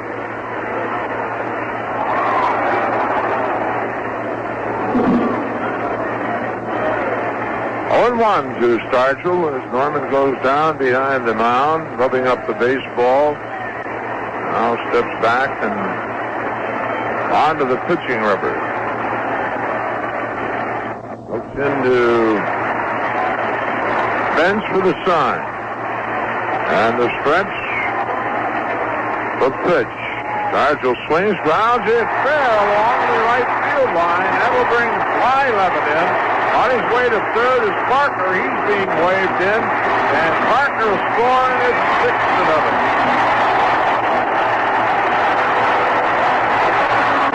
Wally Stargell is putting on a pretty good show in this series. Now has 6 RBIs. Winds up at second base with a 2-run double. He's driven in half of the Pirate run. Parker scoring all the way from first base.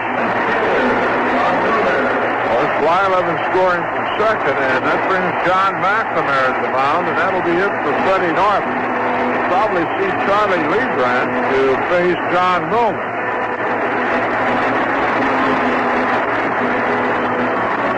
Well, it's a tough afternoon for Freddie Norman. He works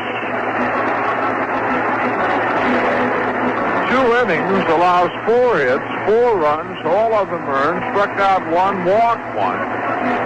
And of course, Stargell at second base will be Norman's responsibility. So Charlie Leibrandt will make his way in from the Cincinnati bullpen with the Pirates leading 6-0. We'll be back after this message.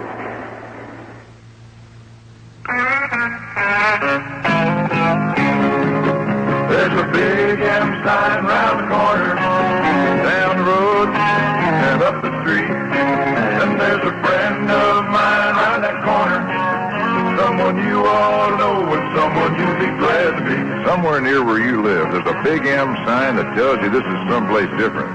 This is the working home of your marathon man. What that means to you is there's somebody there who still thinks wiping your windshield, checking the air in your tires and the water in your battery are part of what you're supposed to get when you come into his station. That big M sign is a sign there's still a place to take your car and have it taken care of the way it's supposed to be.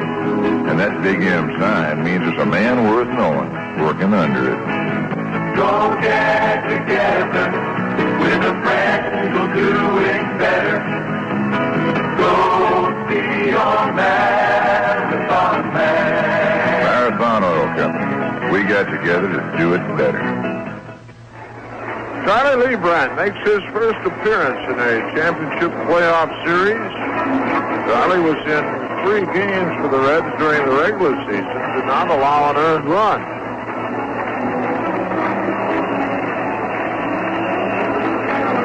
Charlie's a member of the staff, but there's no statistics on the sheet for him. Well, he'll be facing John Milner after he completes his warm-ups. Willie Stargell at second base, 2 runs in. Charlie, of course, as we said, in 3 games since joining the Reds, working 4 in the 3rd innings, allowing 2 hits, striking out 1 and walking 2.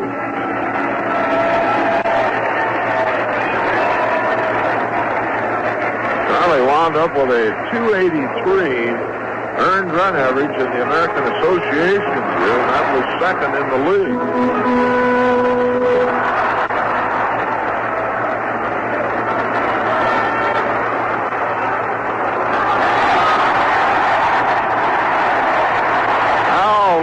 Has committed a balk, and that'll move Stargell on to third base.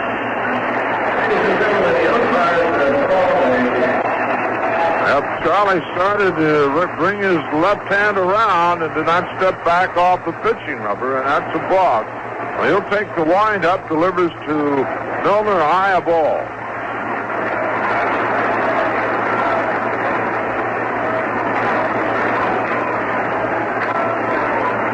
Stargell now at third base with 2 out. Lebrand delivers a strike call, and it's 1-1. 6-0. Pirates leading. They've scored 2 here in the inning.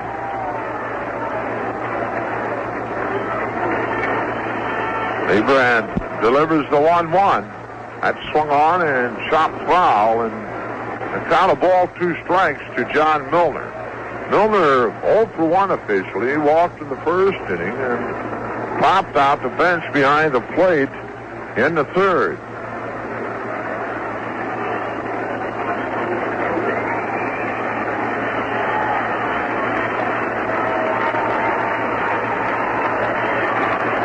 Well, he has the sign, the 1-2. Breaking ball, swung on and hit to right field. Drifting back is Collins, and he has it, and that's the inning. But the Pirates pick up 2 more on 2 hits to the no errors and 1 runner left on base. And at the end of 4, it's Pirates 6, the Reds 7.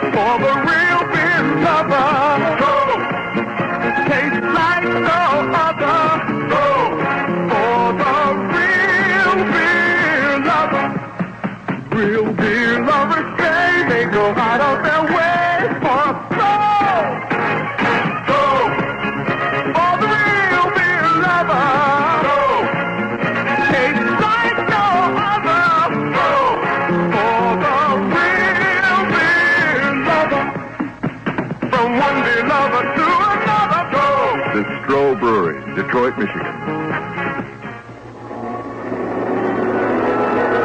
4 inning totals show the Reds 2 runs, 5 hits, no errors. The Pirates 6 runs, 5 hits, and no errors.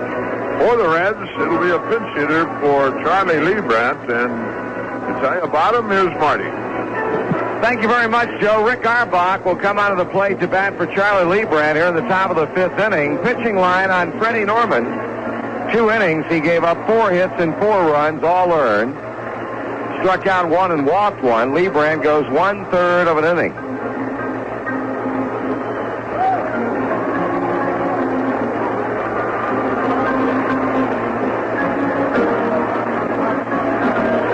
This, of course, is what John McNamara had a fear of. Pirates jumping out early by a sizable margin today. And that they have done, scoring in every inning. 1 in the first, 1 in the second, 2 in the third, and 2 again in the fourth.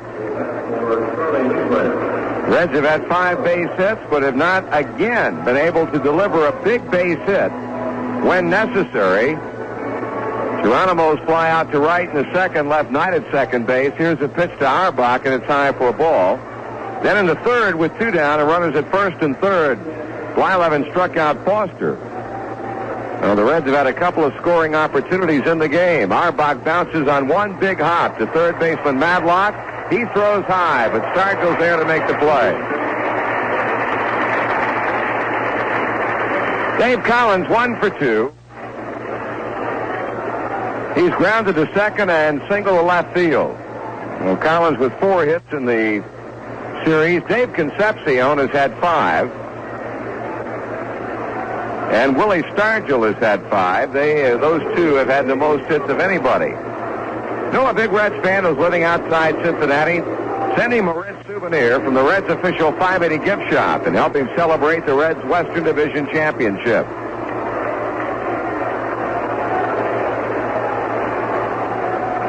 Bert Blyleven working with a 6-run lead, delivers to Dave Collins, and the pitch is high for ball 1.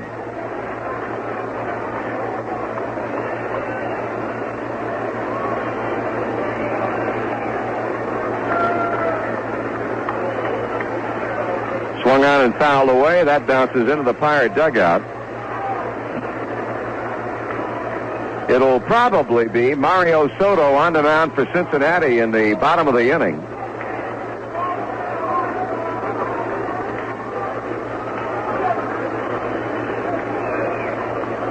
Levin back on the pitching rubber. He's even with Dave Collins at 1 ball and 1 strike, and pitching. That's high and outside. 2-1.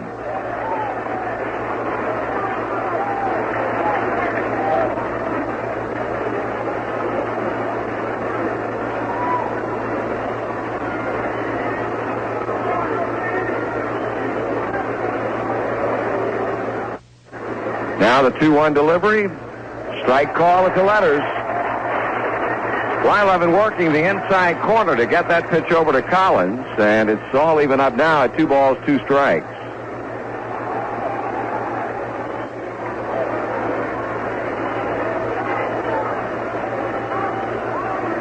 Pitch. Swung on, ground ball by the mound. Garner backhands, he throws, he's not in time. Infield base hit for Dave Collins, but another nice play at second base by Phil Garner.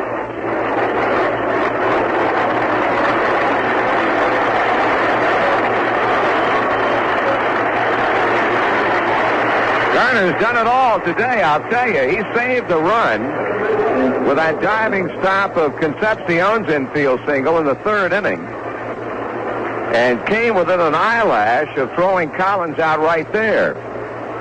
Joe Morgan is 0 for 2 today and 0 for 9 in the series. This afternoon he's popped up foul to Stargell. He's grounded out to Willie. Swinging a foul back.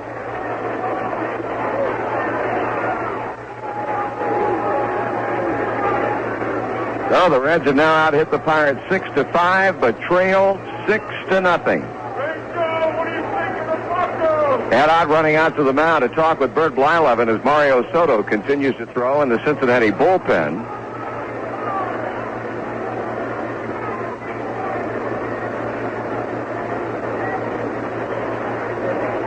Collins at first, 1 out. We're in the 5th inning.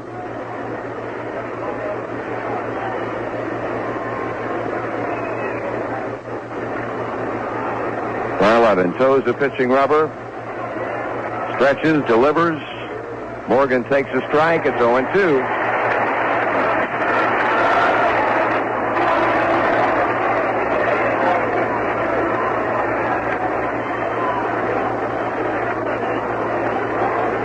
No balls and 2 strikes. The count on Joe Morgan. Willie Stargell playing in front of Collins now at first base. Joe with 3 home runs among his 9 this season against Pirate pitching. Has always seemed to hit this club well, but not here in this league championship series. Low and inside, breaking ball. Ball and 2 strikes. Starting pitchers have not had a decision so far in this series, and that's something that's never been done before. Blyleven appears to be a good bet today, however, unless the Reds can come back, and he just strikes Joe Morgan out swinging.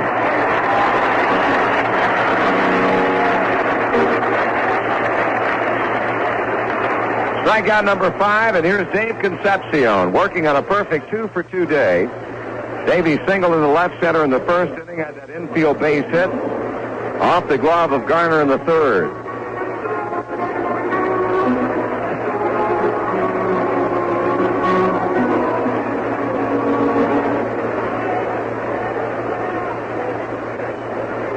Blyleven again getting the dirt out of his spikes back behind the mound.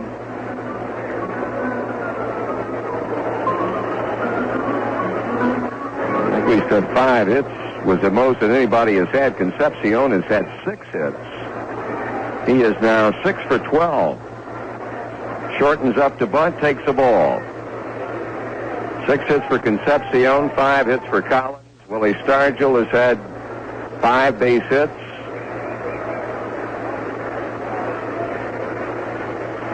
Call strike on the outside corner, 1-1. So Davey leads everybody with 6. Stargell, Collins have had 5 apiece. And a number of players have had 4. Strike 2 call.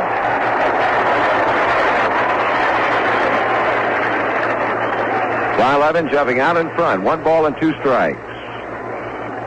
Reds have had runners on in every inning. Stranded a total of 5. Collins running. Pitch is swung on and foul. Well, John McNamara getting Davy Collins on the move in hopes of getting something started here with 2 out.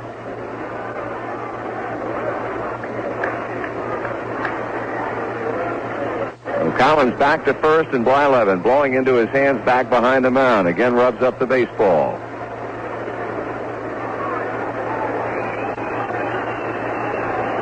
Right-hander sights a sign, ready with a pitch. Here it comes. Swung on and fouled again by Concepcion.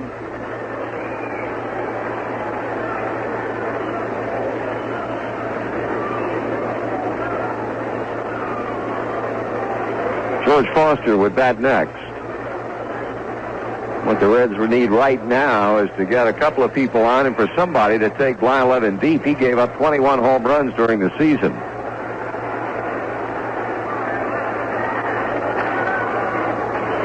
Davey strikes out swinging. Blyleven gets them back-to-back. No runs, 1 hit, and 1 left. And after 4.5 innings of play, Pirates 6, Reds nothing. When your car needs an oil change, chances are what you say is change the oil, which is all you need to say unless you want to make a change for the better. Namely, new Ultra D motor oil from Marathon. Marathon's new Ultra D motor oil is a special blend of natural and synthetic ingredients that's really different from conventional blends. A special blend that means better gas mileage for you, more miles per tank full. New Ultra D motor oil was tested by independent laboratories, including road tests in typical city and highway driving, and the results were the same. Improved gas mileage, more miles per tank full. So go ahead, improve your mileage. Get your car's engine together with Marathon's new Ultra D motor oil. Change for the better with new Ultra D. A change for the better from the people who do it better. Marathon Oil Company.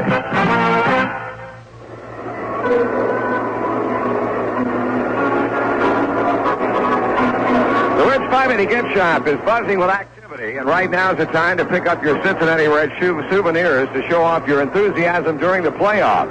580 has lots of new things, a special Beat the Bucks t-shirt, a Western Division championship pennant, and something that you may have seen at Riverfront this week, a Reds #1 happy hand. That's a big piece of foam rubber cut in the shape of a hand with the index finger telling everyone that the Reds are #1.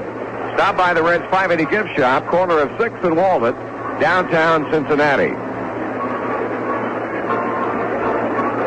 Well, in this, the 5th inning, John McNamara is forced to use his 4th pitcher in the game. Soto making his first appearance in the LCS, won 3 and lost 2 with a .535 earned run average during the year. He'll be facing Bill Madlock, Ed Ott, and Phil Garner. The Pirates have scored in every inning in the game, and well, right now they're leading by a whopping 6-0 advantage.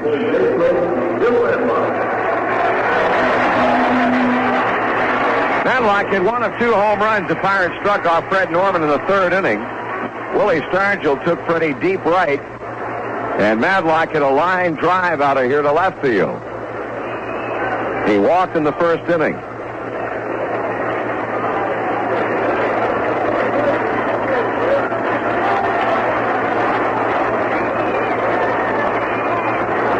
Here's a pitch, and Madlock takes it inside, ball 1. Mario Soto, in his final few appearances of the regular season, plagued with some control problems. He has Madlock, however, hitting the 1-0 pitch in the air to shallow right. Joe Morgan calling for it.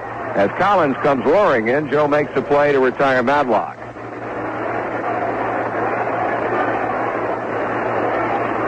Ed Ott is 0 for 2. Fly to deep left in the 1st inning, popped up foul to Dreesen in the 3rd.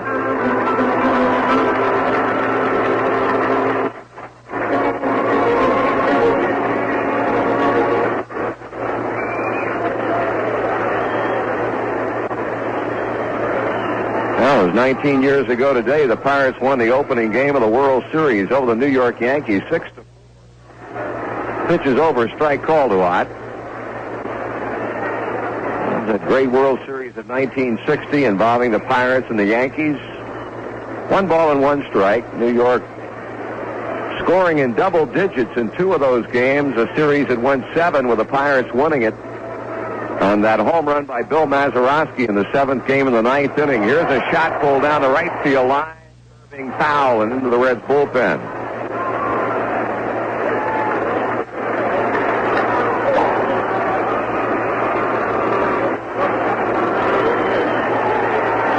Mario Soto following Lacoste, Norman, and Leibrandt to the mound.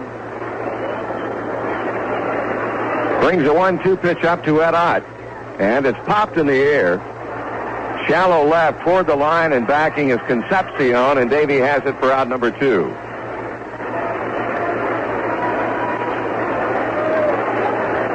So the Reds pitching, trying to set the Pirates down in order for the first time today, and the hitter will be Phil Garner.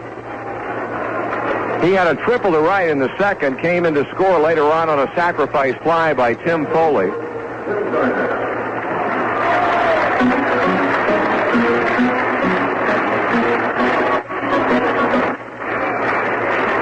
Ball 1 is upstairs. I would imagine if the Pirates win this game and go on to sweep the series, we get the opportunity to vote. I would imagine we will as far as that MVP award. Grounded foul at third. Willie Stargell would have to be an odds-on favorite to win it. And what he's done here with that big home run to win the opening game and a home run here today, plus the 2-run double. Once the Reds have 4 more shots at him, even though they've out-hit the Pirates 6-5, the offense still has been nothing to write home about today. Check swing, low and outside, 2-1.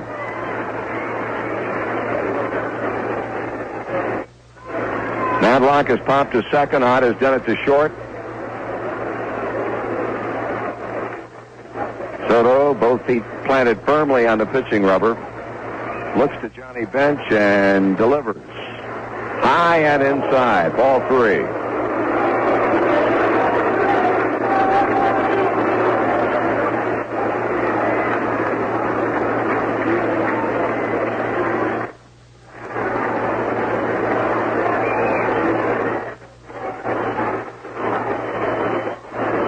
Bly-Levin on deck.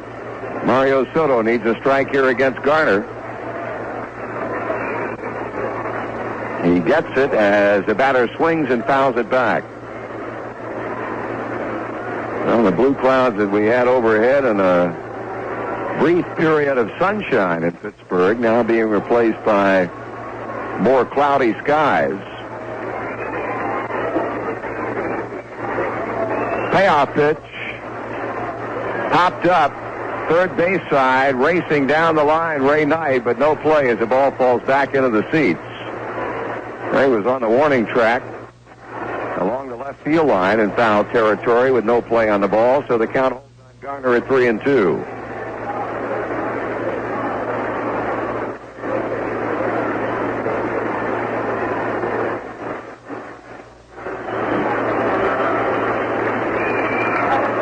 Garner hanging in there. And the payoff pitch once again to him is swung on and hit in the air. Right center field, shallow. Now Geronimo coming on, and he'll make the catch, and that's all for Pittsburgh. For the first time today, the Bucks are out 1-2-3. And going to the 6th inning, Pirates lead the Reds 6-0. More to offer, more to give, always a better deal. That's what you'll get at Bill Amlin's AMC Jeep. Bill Amlin knows how to take care of your automobile needs. A new Spirit, Concorde, Jeep, Cherokee, or Pacer, or a used car with a 100% limited warranty on 75 newer models with 80,000 miles or less. Come by today and see for yourself at Bill Amlin AMC Jeep, 5320 Urbana Road, Route 68 North Springfield. We'll show you why we have more to offer, more to give, and always a better deal. Been thinking of building that new garage, but the more you think about it, the more you realize it's going to take a little time, a little help. Well, avoid putting it off any longer and act now by calling on Bullock Garages. Bullock will build any size garage or farm building you want with no money down, up to 10 years to pay, and 100% financing available. For a free estimate, visit Bullock Garages at 1068 Bechtel Avenue. Or better still, call Bullock Garages at 325-8471. That's 325-8471. So all yours truly, Marty Brenneman, back in Three River Stadium in Pittsburgh as we come on to the 6th inning. Bert Blyleven has pitched 5 innings of shutout baseball. He has been especially tough with men on base. Last inning gave up a 1-out hit to Dave Collins and proceeded to strike out Morgan and Concepcion swinging, so he'll be working the Foster, Bench, and Greason in the 6th.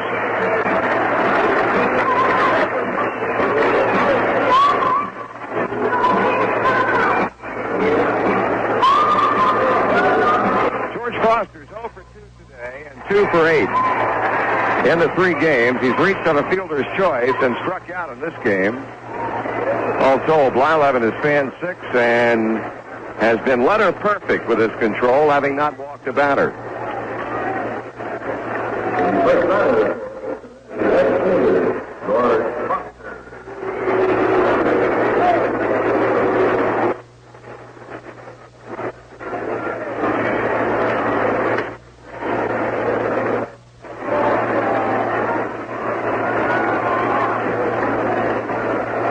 Okay, Foster settles into the batter's box as we get the 6th underway here. Reds need some runs. A pitch from Blyleven is a breaking ball that misses high.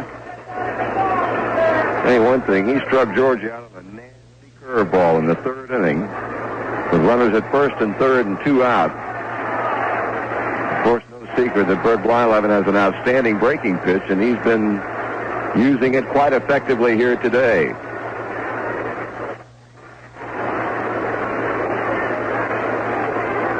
He pitches, Foster takes, that's over. Ball strike, 1-1.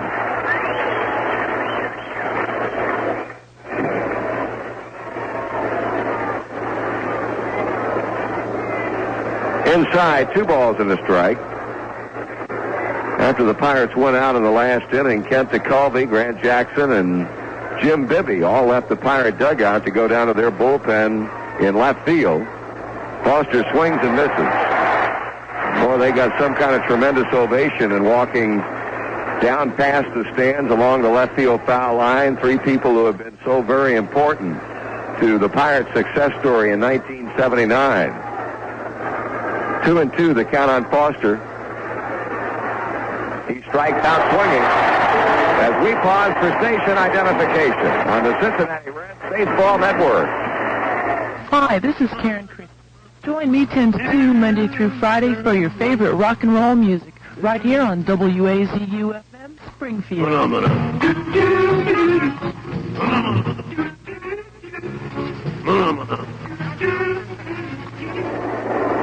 Well, Bert Blyleven has struck out the last 3 batters and now totals 7 in the game. Johnny Bench takes a fastball high for the right-hander.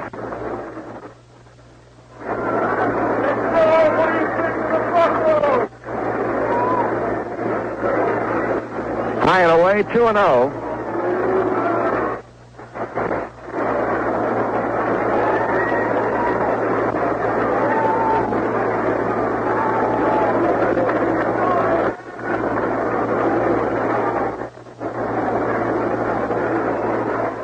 Blyleven with a line in the pitch, and Bench swings and he misses. The remainder of the top of the 6th and the bottom of the 6th innings are missing. We pick up the action with the Reds coming to bat in the top of the 7th inning.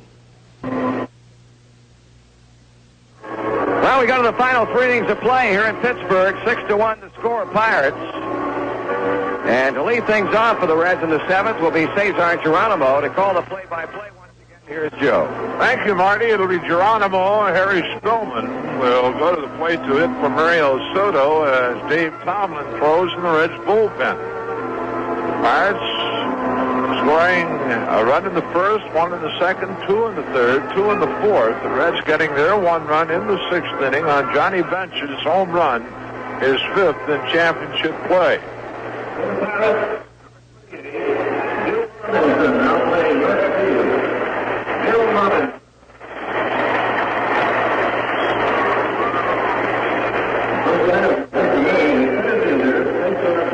Geronimo to lead it off. He's 0 for 2. Fly ball to deep right center in the second inning. Struck out in the fourth.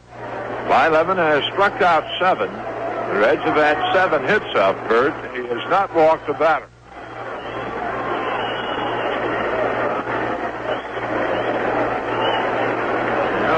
How about 2-2-2? Hold the Pirates scoreless. Fastball, a called strike. Harry Spillman, the on-deck batter. Blyleven into the wind, the 0-1. Geronimo takes it high, and the count evens 1-1 to the Chief.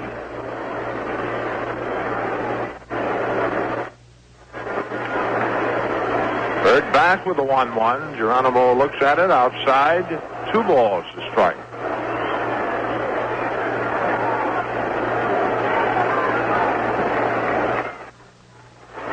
Blyleven has his sign, and the 2-1 swung on, ground ball up the middle into center field, a base hit, and that is the 8th hit of the game for the Reds. The Reds have out-hit them 8-5.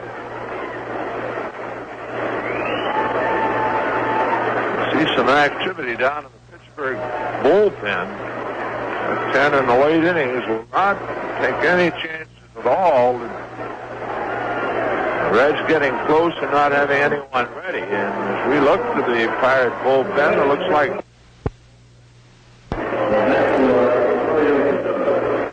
it will be Don Robinson who starts throwing in the Pittsburgh bullpen, along with Grant Jackson.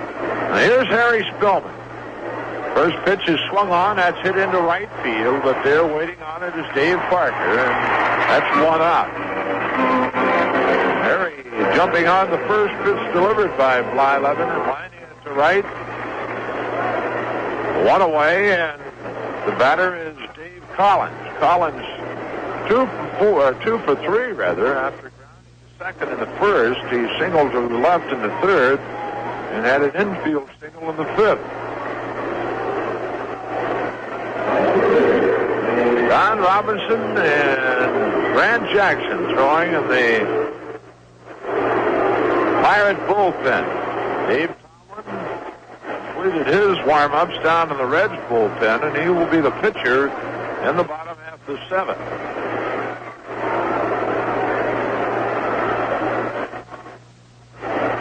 Geronimo at first base.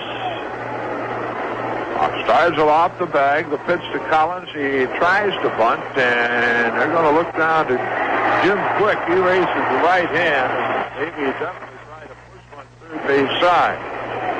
0-1.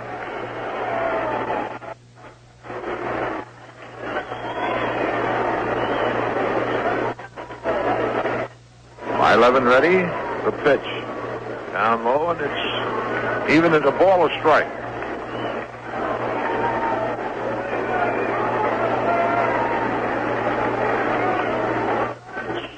It's gotten cloudy here again in Pittsburgh and has really cooled off quite a bit. The 1-1 delivery. Collins grounds it to Foley. He goes to Garner over to Starzl. Dave, with good speed, beats the relay. The force of Geronimo at second goes 6-4, Foley to Garner. 2 away, Collins now at first base, and the batter is Joe Morgan. Joe 0 for 3, has popped at first, grounded at first, and has struck out. Joe looking for his first base hit of the series.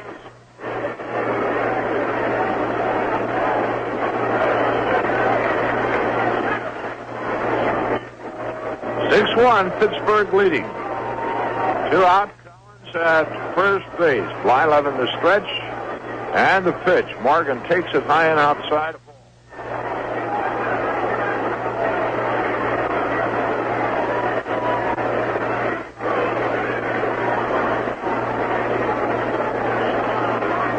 Blyleven has his sign.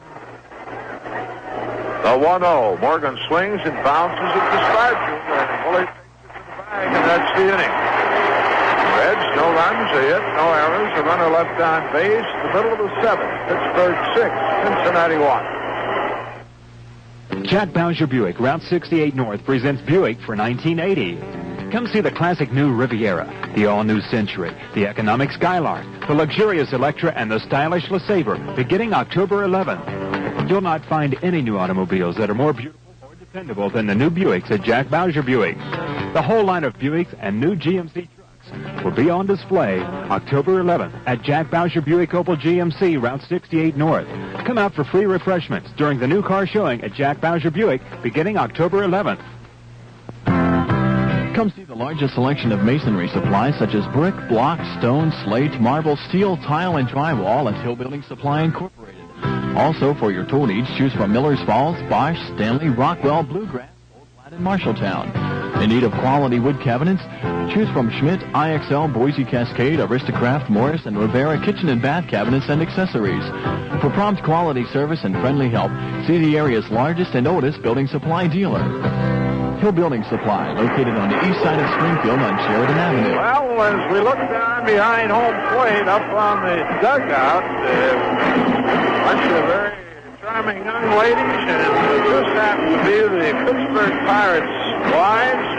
Disco song called We Are Family. And, they're celebrating, and we hope it's a little premature.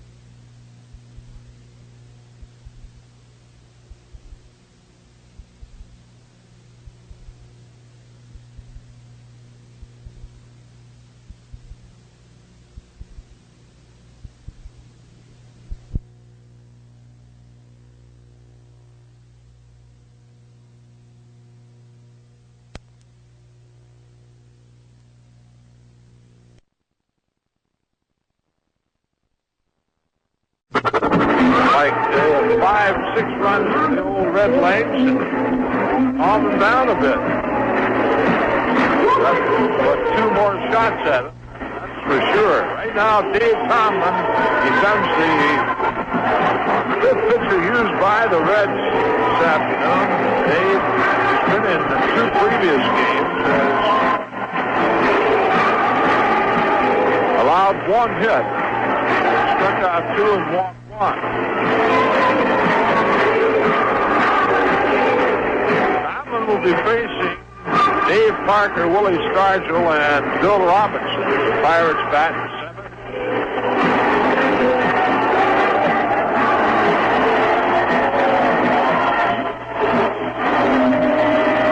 They got this crowd lined up pretty much. They have been all afternoon.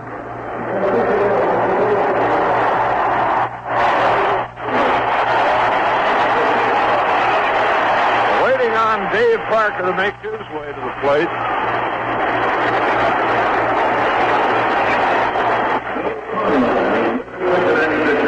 Mario Soto worked 2 innings, retired 6 straight batters, struck out 1.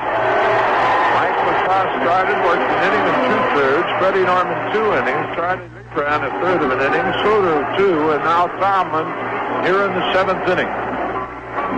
Parker 0 for 1 officially, has driven in a run with a sacrifice fly, has walked and scored. He swings and misses a Tomlin breaking ball.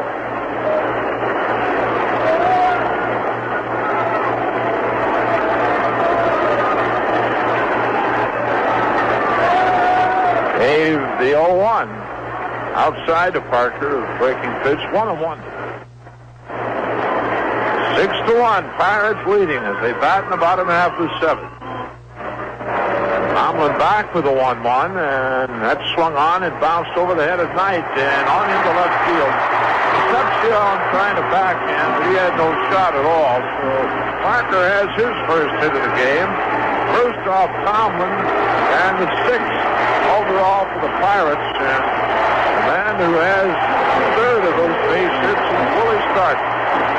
He steps in. He has homered and doubled, driven in 3 of the 6 runs.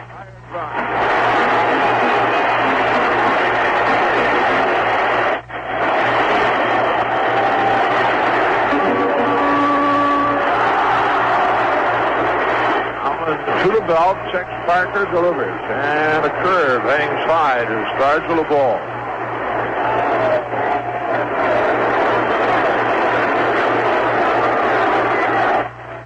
Bill Robinson waiting on deck. Tomlin, the 1-0. Stargell checks on a fastball that's in at the knees, and count evens 1-1.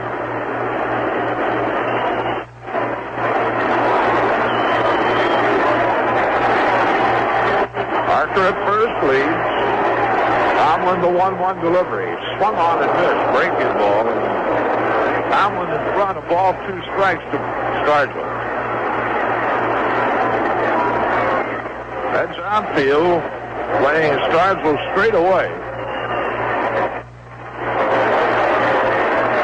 Tomlin to the belt. The pitch. Going outside. 2-2.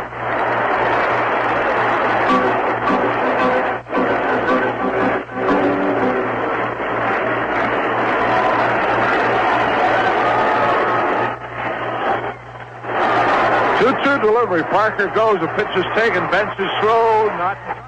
Parker has his full base. Full count now to Stargell.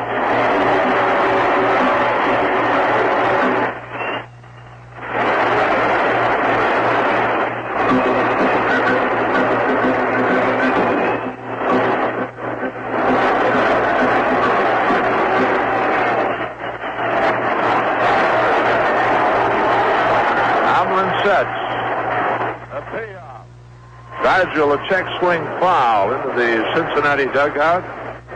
On hold to 3 balls, 2 strikes.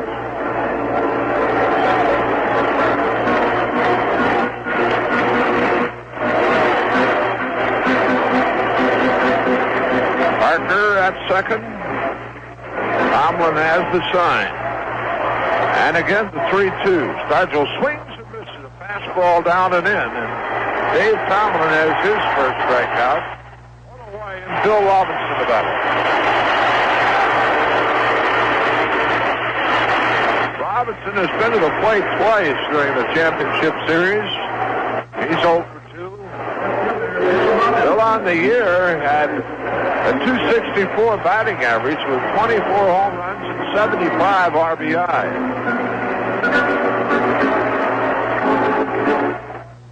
Stretched by Tomlin. And the pitch. Robinson swings and pops it up behind the plate. Bench off the mask, and Johnny has it. 2 away. Bill getting jammed on the pitch, breaking the bat and popping off the bench. And that'll bring Bill Madlock to the plate.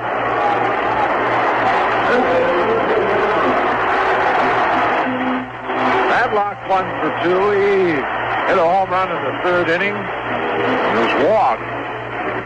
He popped out to Morgan at second base. Would have intentionally passed Madlock to get to Ed Ott.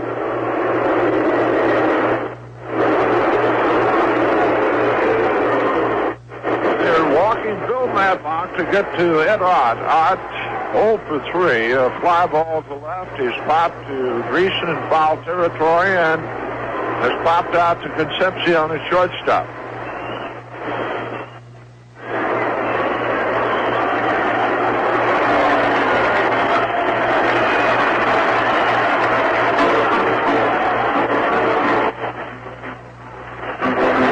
And Ed Ott makes his way to the plate with Madlock at first base and Parker at second and 2 out.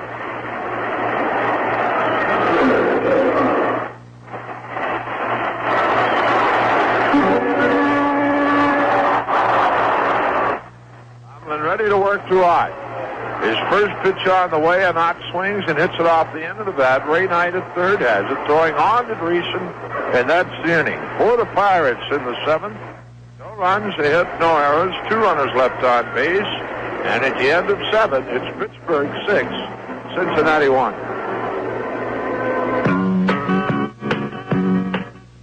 The time is right, that feeling's coming through. Real beer lovers know only one beer will do. Stroke for the real beer lovers. Stroke. No other. Stroke for the real beer lovers. Real beer lovers. They go out of their way for a stroke. For the real beer lover, strong, tastes like no other. Strong for the real beer lover, from one beer lover To another. The Stroh Brewery, Detroit, Michigan. Now, before we go to the 8th inning, we'll pause for station identification. This is the Cincinnati Reds Baseball Network. Hi, I'm Steve Pop, inviting you to join me weekday mornings 5:30 to 10 as I disturb the quiet of the morning on WAZU FM Springfield.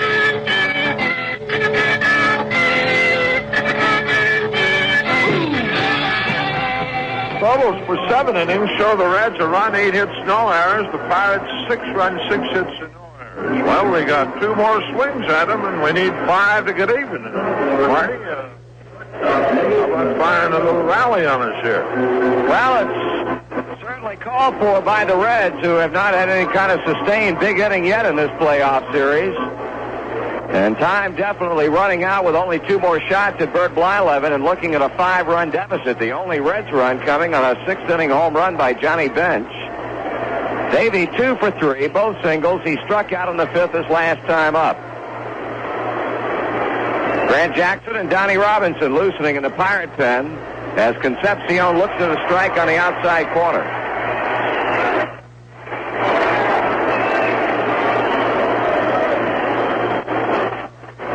That's a breaking ball for strike 2 call, and I'll tell you, Bert Blyleven trying to silence the critics today. He has pitched fine baseball. He's high with a fastball to Concepcion.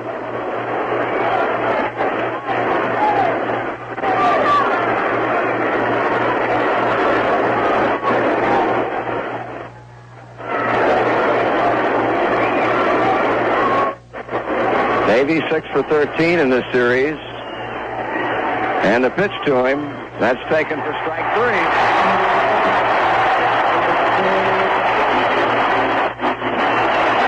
Blyleven rings up his 8th punch out.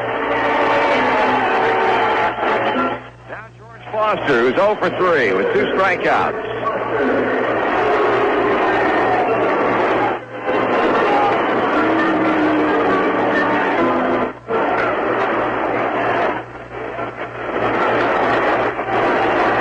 Foster 2 for 9 so far with a home run and a couple of runs batted in.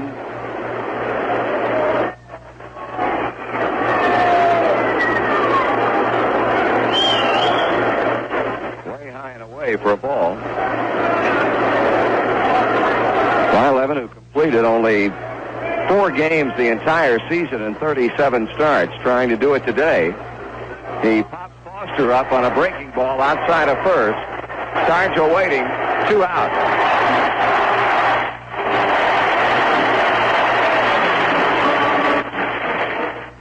That brings up Johnny Bench.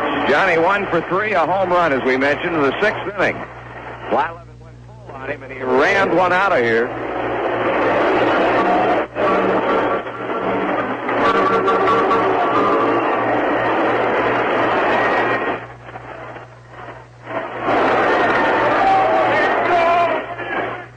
Takes the ball. Now wants a new baseball from Jerry Dale. The Reds have not been out in order in the entire ball game. In fact, Cincinnati has had at least 1 hit in every inning. But here in the 8th, Concepcion has looked at a call 3rd strike. Foster's popped up. Blyleven with a 1-0 to Bench. Swung on, fly ball, shallow right. Bill Garner calling for it, and the side is retired. 3 men up, 3 men down. through 7 1/2. The Pirates 6 and the Reds 1. Hi, this is Sparky Lyle from Reynoldsville, Pennsylvania. Levi Garrett chewing tobacco. You know, people ask me what it's like coming into a baseball game as a relief pitcher in a real pressure situation. Mostly they want to know how I keep from letting all those big league power hitters intimidate me. It's like this. Let's say it's the bottom of the ninth. Score tied. 2 on, 2 out. Now the batter thinks I'm going to throw my hard slider. I fool him, see? Because I reach back for something extra. My Levi Garrett chewing tobacco. Believe me, now that I've discovered that fresh, new flavor, get with Levi Garrett, I've just bounced around from one loose leaf brand to the next. But you learn something from trying. And what I learned sold me on Levi Garrett. So fans, this is Sparky Lyle saying, now's the time for you to discover something extra. Levi Garrett chewing tobacco.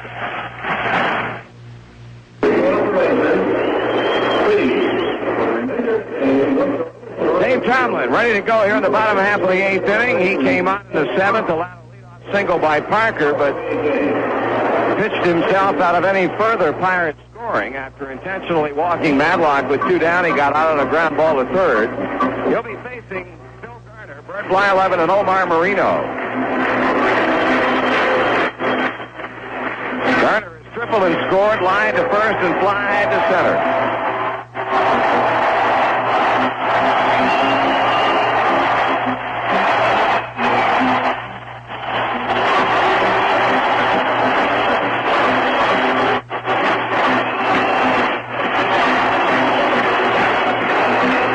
Tomlin looking around, checking in with Johnny Bench.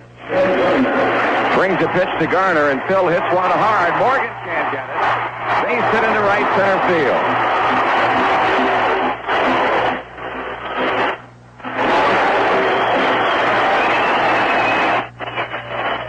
Hit number 7 for the Buccos. Bert Blyleven.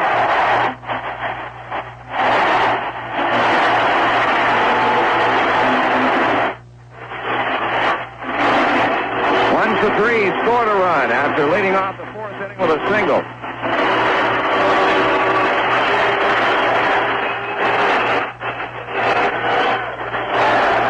There's a throw on to first, and Garner might have been leaning just a little bit. Had to right himself in a hurry and get back ahead of Danny Driesenstag.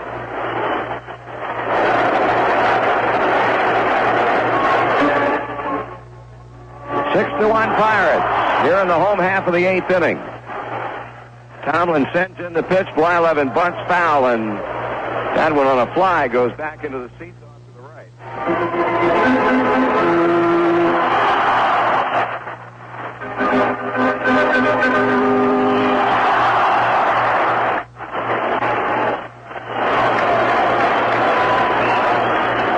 Stretch and the pitch. There's a bunt out toward the mound. Up with the ball, Tomlin. He throws Blyleven out. That'll be a 1-4 sacrifice.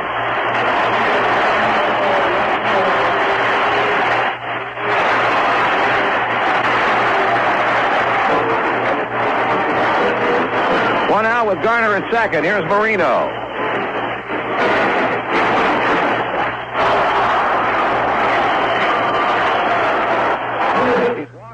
Sacrifice and fly to center field. 0 for 1. Well, the Pirates with a 5-run lead trying to win the National League pennant for the first time since 1971 when they defeated the San Francisco Giants. Marino takes ball 1 low. They beat the Giants in the 71 playoffs, then went into the World Series against Baltimore and won that series as it went 7 games. Swinging a foul back. And, of course, it may well be a repeat of that 1971 World Series, the way things are going over in the American League Championship Series with Baltimore holding a 2-0 edge over California, and the 3rd game coming up in Anaheim tonight. 1-1, Tomlin with Marino. 1 out. Runner at second. Curveball is high and tight. 2-1.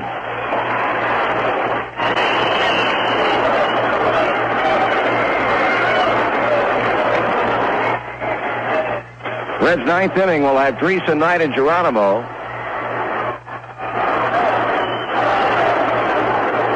Up high, ball 3. Tommy Hume throwing in our bullpen.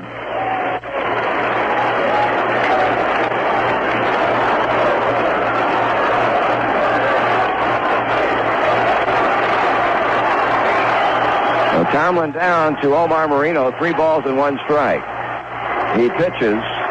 Marino fouls it away.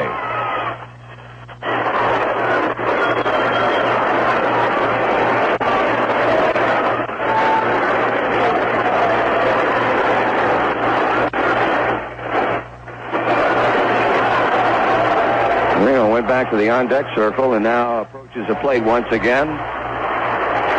Count of 3 balls and 2 strikes on him.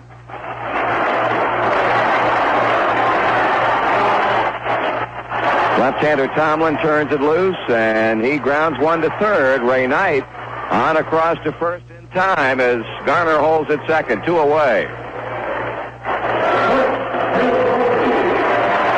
Now Tim Foley, who's 0 for 3 with a sacrifice fly and a run batted in. John McNamara out of the dugout and heading toward the mound, and well, let's see what he's planning on doing here with 2 out. You go on to Tommy Hume or exactly what? We'll find out momentarily.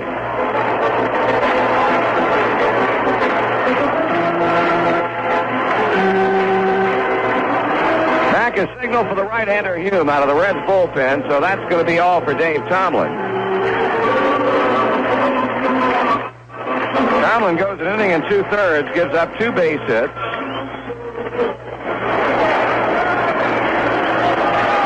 One strikeout, an intentional walk.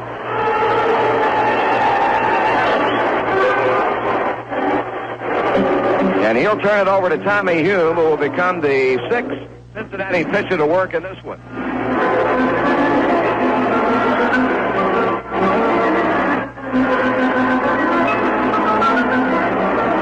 Pirates went to work early in the game. They scored in the first 4 innings, 1 each in the first and second, 2 each in the third and the fourth.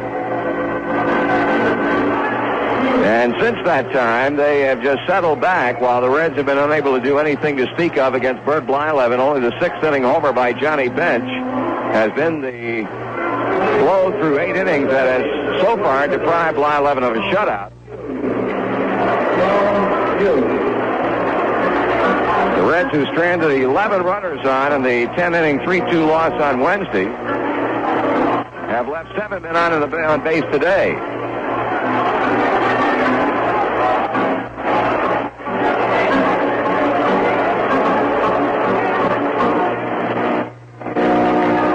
So with Bill Garner at second, 2 down in the 8th inning, Tommy Hume will work to Tim Foley.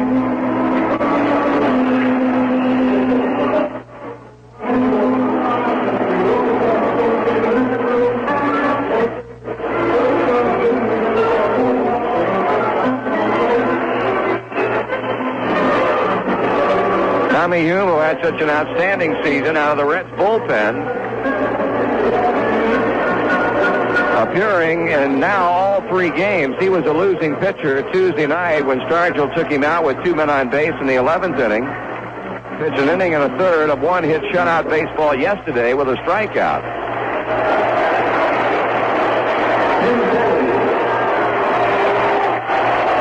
And now Tim Foley steps to the plate as it appears that the rain has once again started here in Pittsburgh. See some umbrellas going up down in the stands. Foley swings at a good fastball and doesn't get it.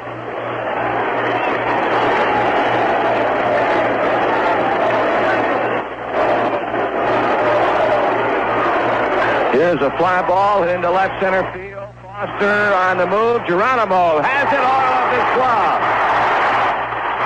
Foley comes to second standing as Garner scores, making it 7-1.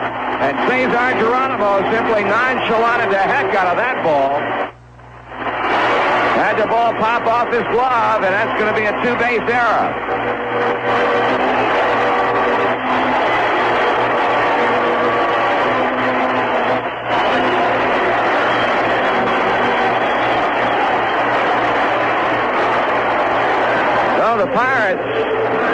a 7th run out of that one. I say a two-base error. They haven't scored it one way or the other as yet, but Geronimo was certainly there in plenty of time to make the catch. So the inning continues for Big Dave Parker. He's 1 for 2 with a sacrifice fly and a walk. That's going to be an error on Geronimo. Parker grounds one right side. Morgan has it. He throws on to Dreesen in time. In the 8th inning for Pittsburgh, 1 run, 1 hit, 1 error, and 1 left. And going to the 9th, it's the Pirates 7, the Reds 1. Your marathon man is the kind of man who's always out to do the best that he can. Giving you more is what he does better. Working underneath the big red letter M for marathon is what it means. No ifs, ands, buts, or in betweens. Just getting it done and doing it right. The light of the day or the dark of the night, your marathon man does the best that he can every time. That's right. Now, if the sign says Marathon All-Star Station, it means you got yourself a standing ovation. Keeping things cleaner than most people would. Treating people nice and checking under the hood. Saying thanks for your business every time you come in. And doing it over and over again. Taking better care of you and your car is how you get to be a Marathon All-Star. Go get together with a friend, go do it better. Go be a Marathon man. If you see a sign that says Marathon All-Star Service Station, it means your marathon man has lived up to his agreement to do it better and has been rewarded for so doing. The Marathon Oil Company. Now we're in the top of the 9th inning. Cincinnati needing 6 runs to get even. 3 outs away from elimination as the Pirates try to wrap up this 3-5 series in 3 straight. To lead it off will be Danny Dreesen. He's 0 for 3 in the game and 1 for 11 in the series.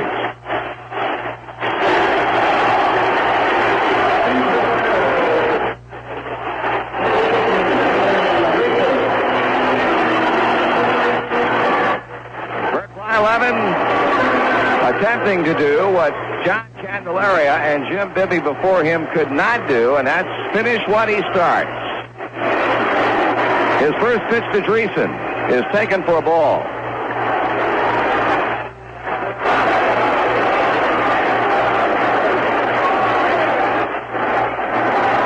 Danny fouls it off third. It's 1 ball and 1 strike. Well, it is in fact raining now and coming down pretty good.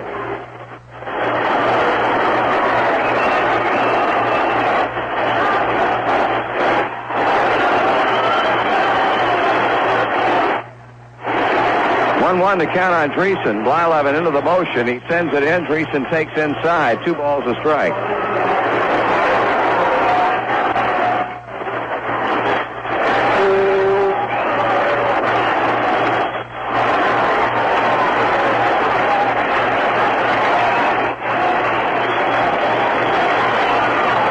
Dreesen bounces one toward first. Stargell has it. Underhands to Blyleven. Got it. 1 out.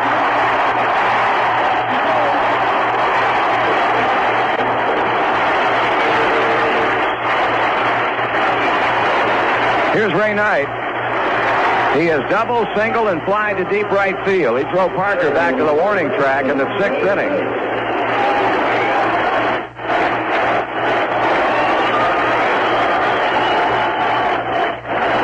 Once again, Blyleven working on his baseball spikes.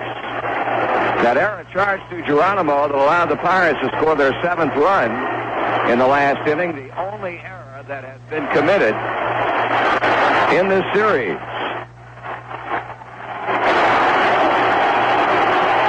The fans, for the most part, are standing now as their club is 2 outs away from winning the 1979 National League pennant.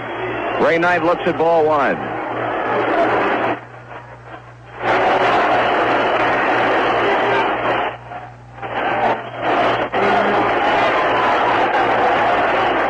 Knight checks his swing. That's a call strike.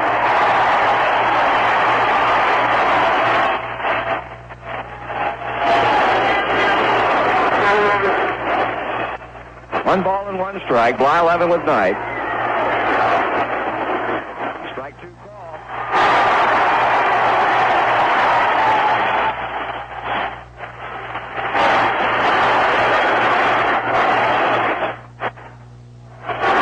Here's a pitch. Ground ball third. Billy Matlock on to Stargell. 2 out.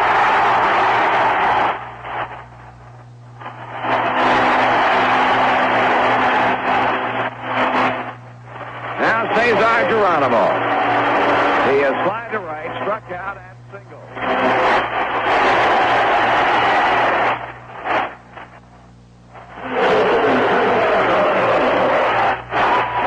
I'll tell you one thing, they'll blow the roof off of this place when it's over.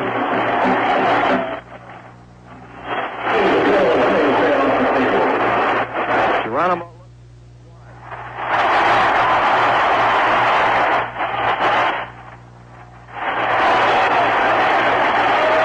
Blyleven working quickly now. Up high, 1-1.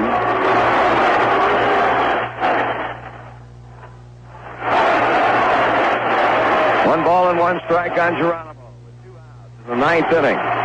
Pitch. Swing and a miss. Blyleven with the adrenaline really flowing.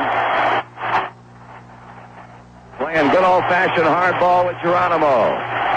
He checks in with Ott. His 1-2 pitch is high and outside. 7 Pirates, 1 Cincinnati.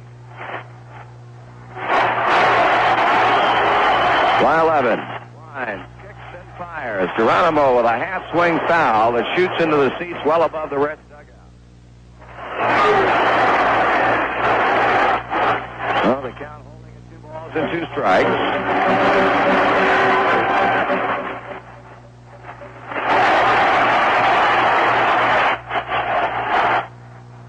To the Rosenbach.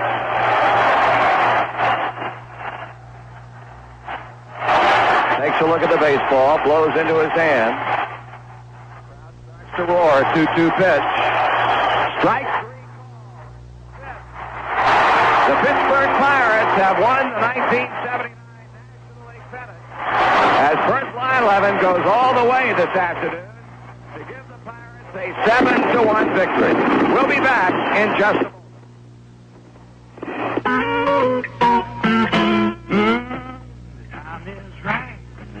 That feeling's coming through. And real beer lovers know that only one beer will do.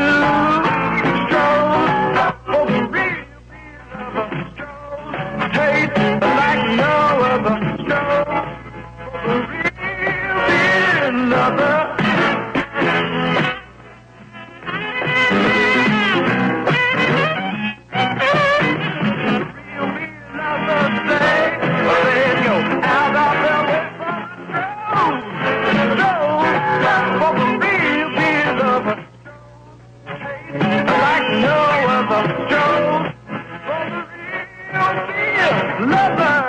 From one beer lover to another stroll.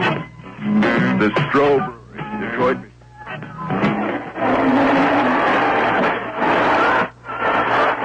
Well, despite the pleas of Pirate officials, the field here at Three Rivers is covered by a mass of humanity. As Bert Blyleven got that third call strike by Cesar Geronimo, they came storming out of the seats, milling around now on the field in celebrating the Pittsburgh Pirates' 1979 National League Championship.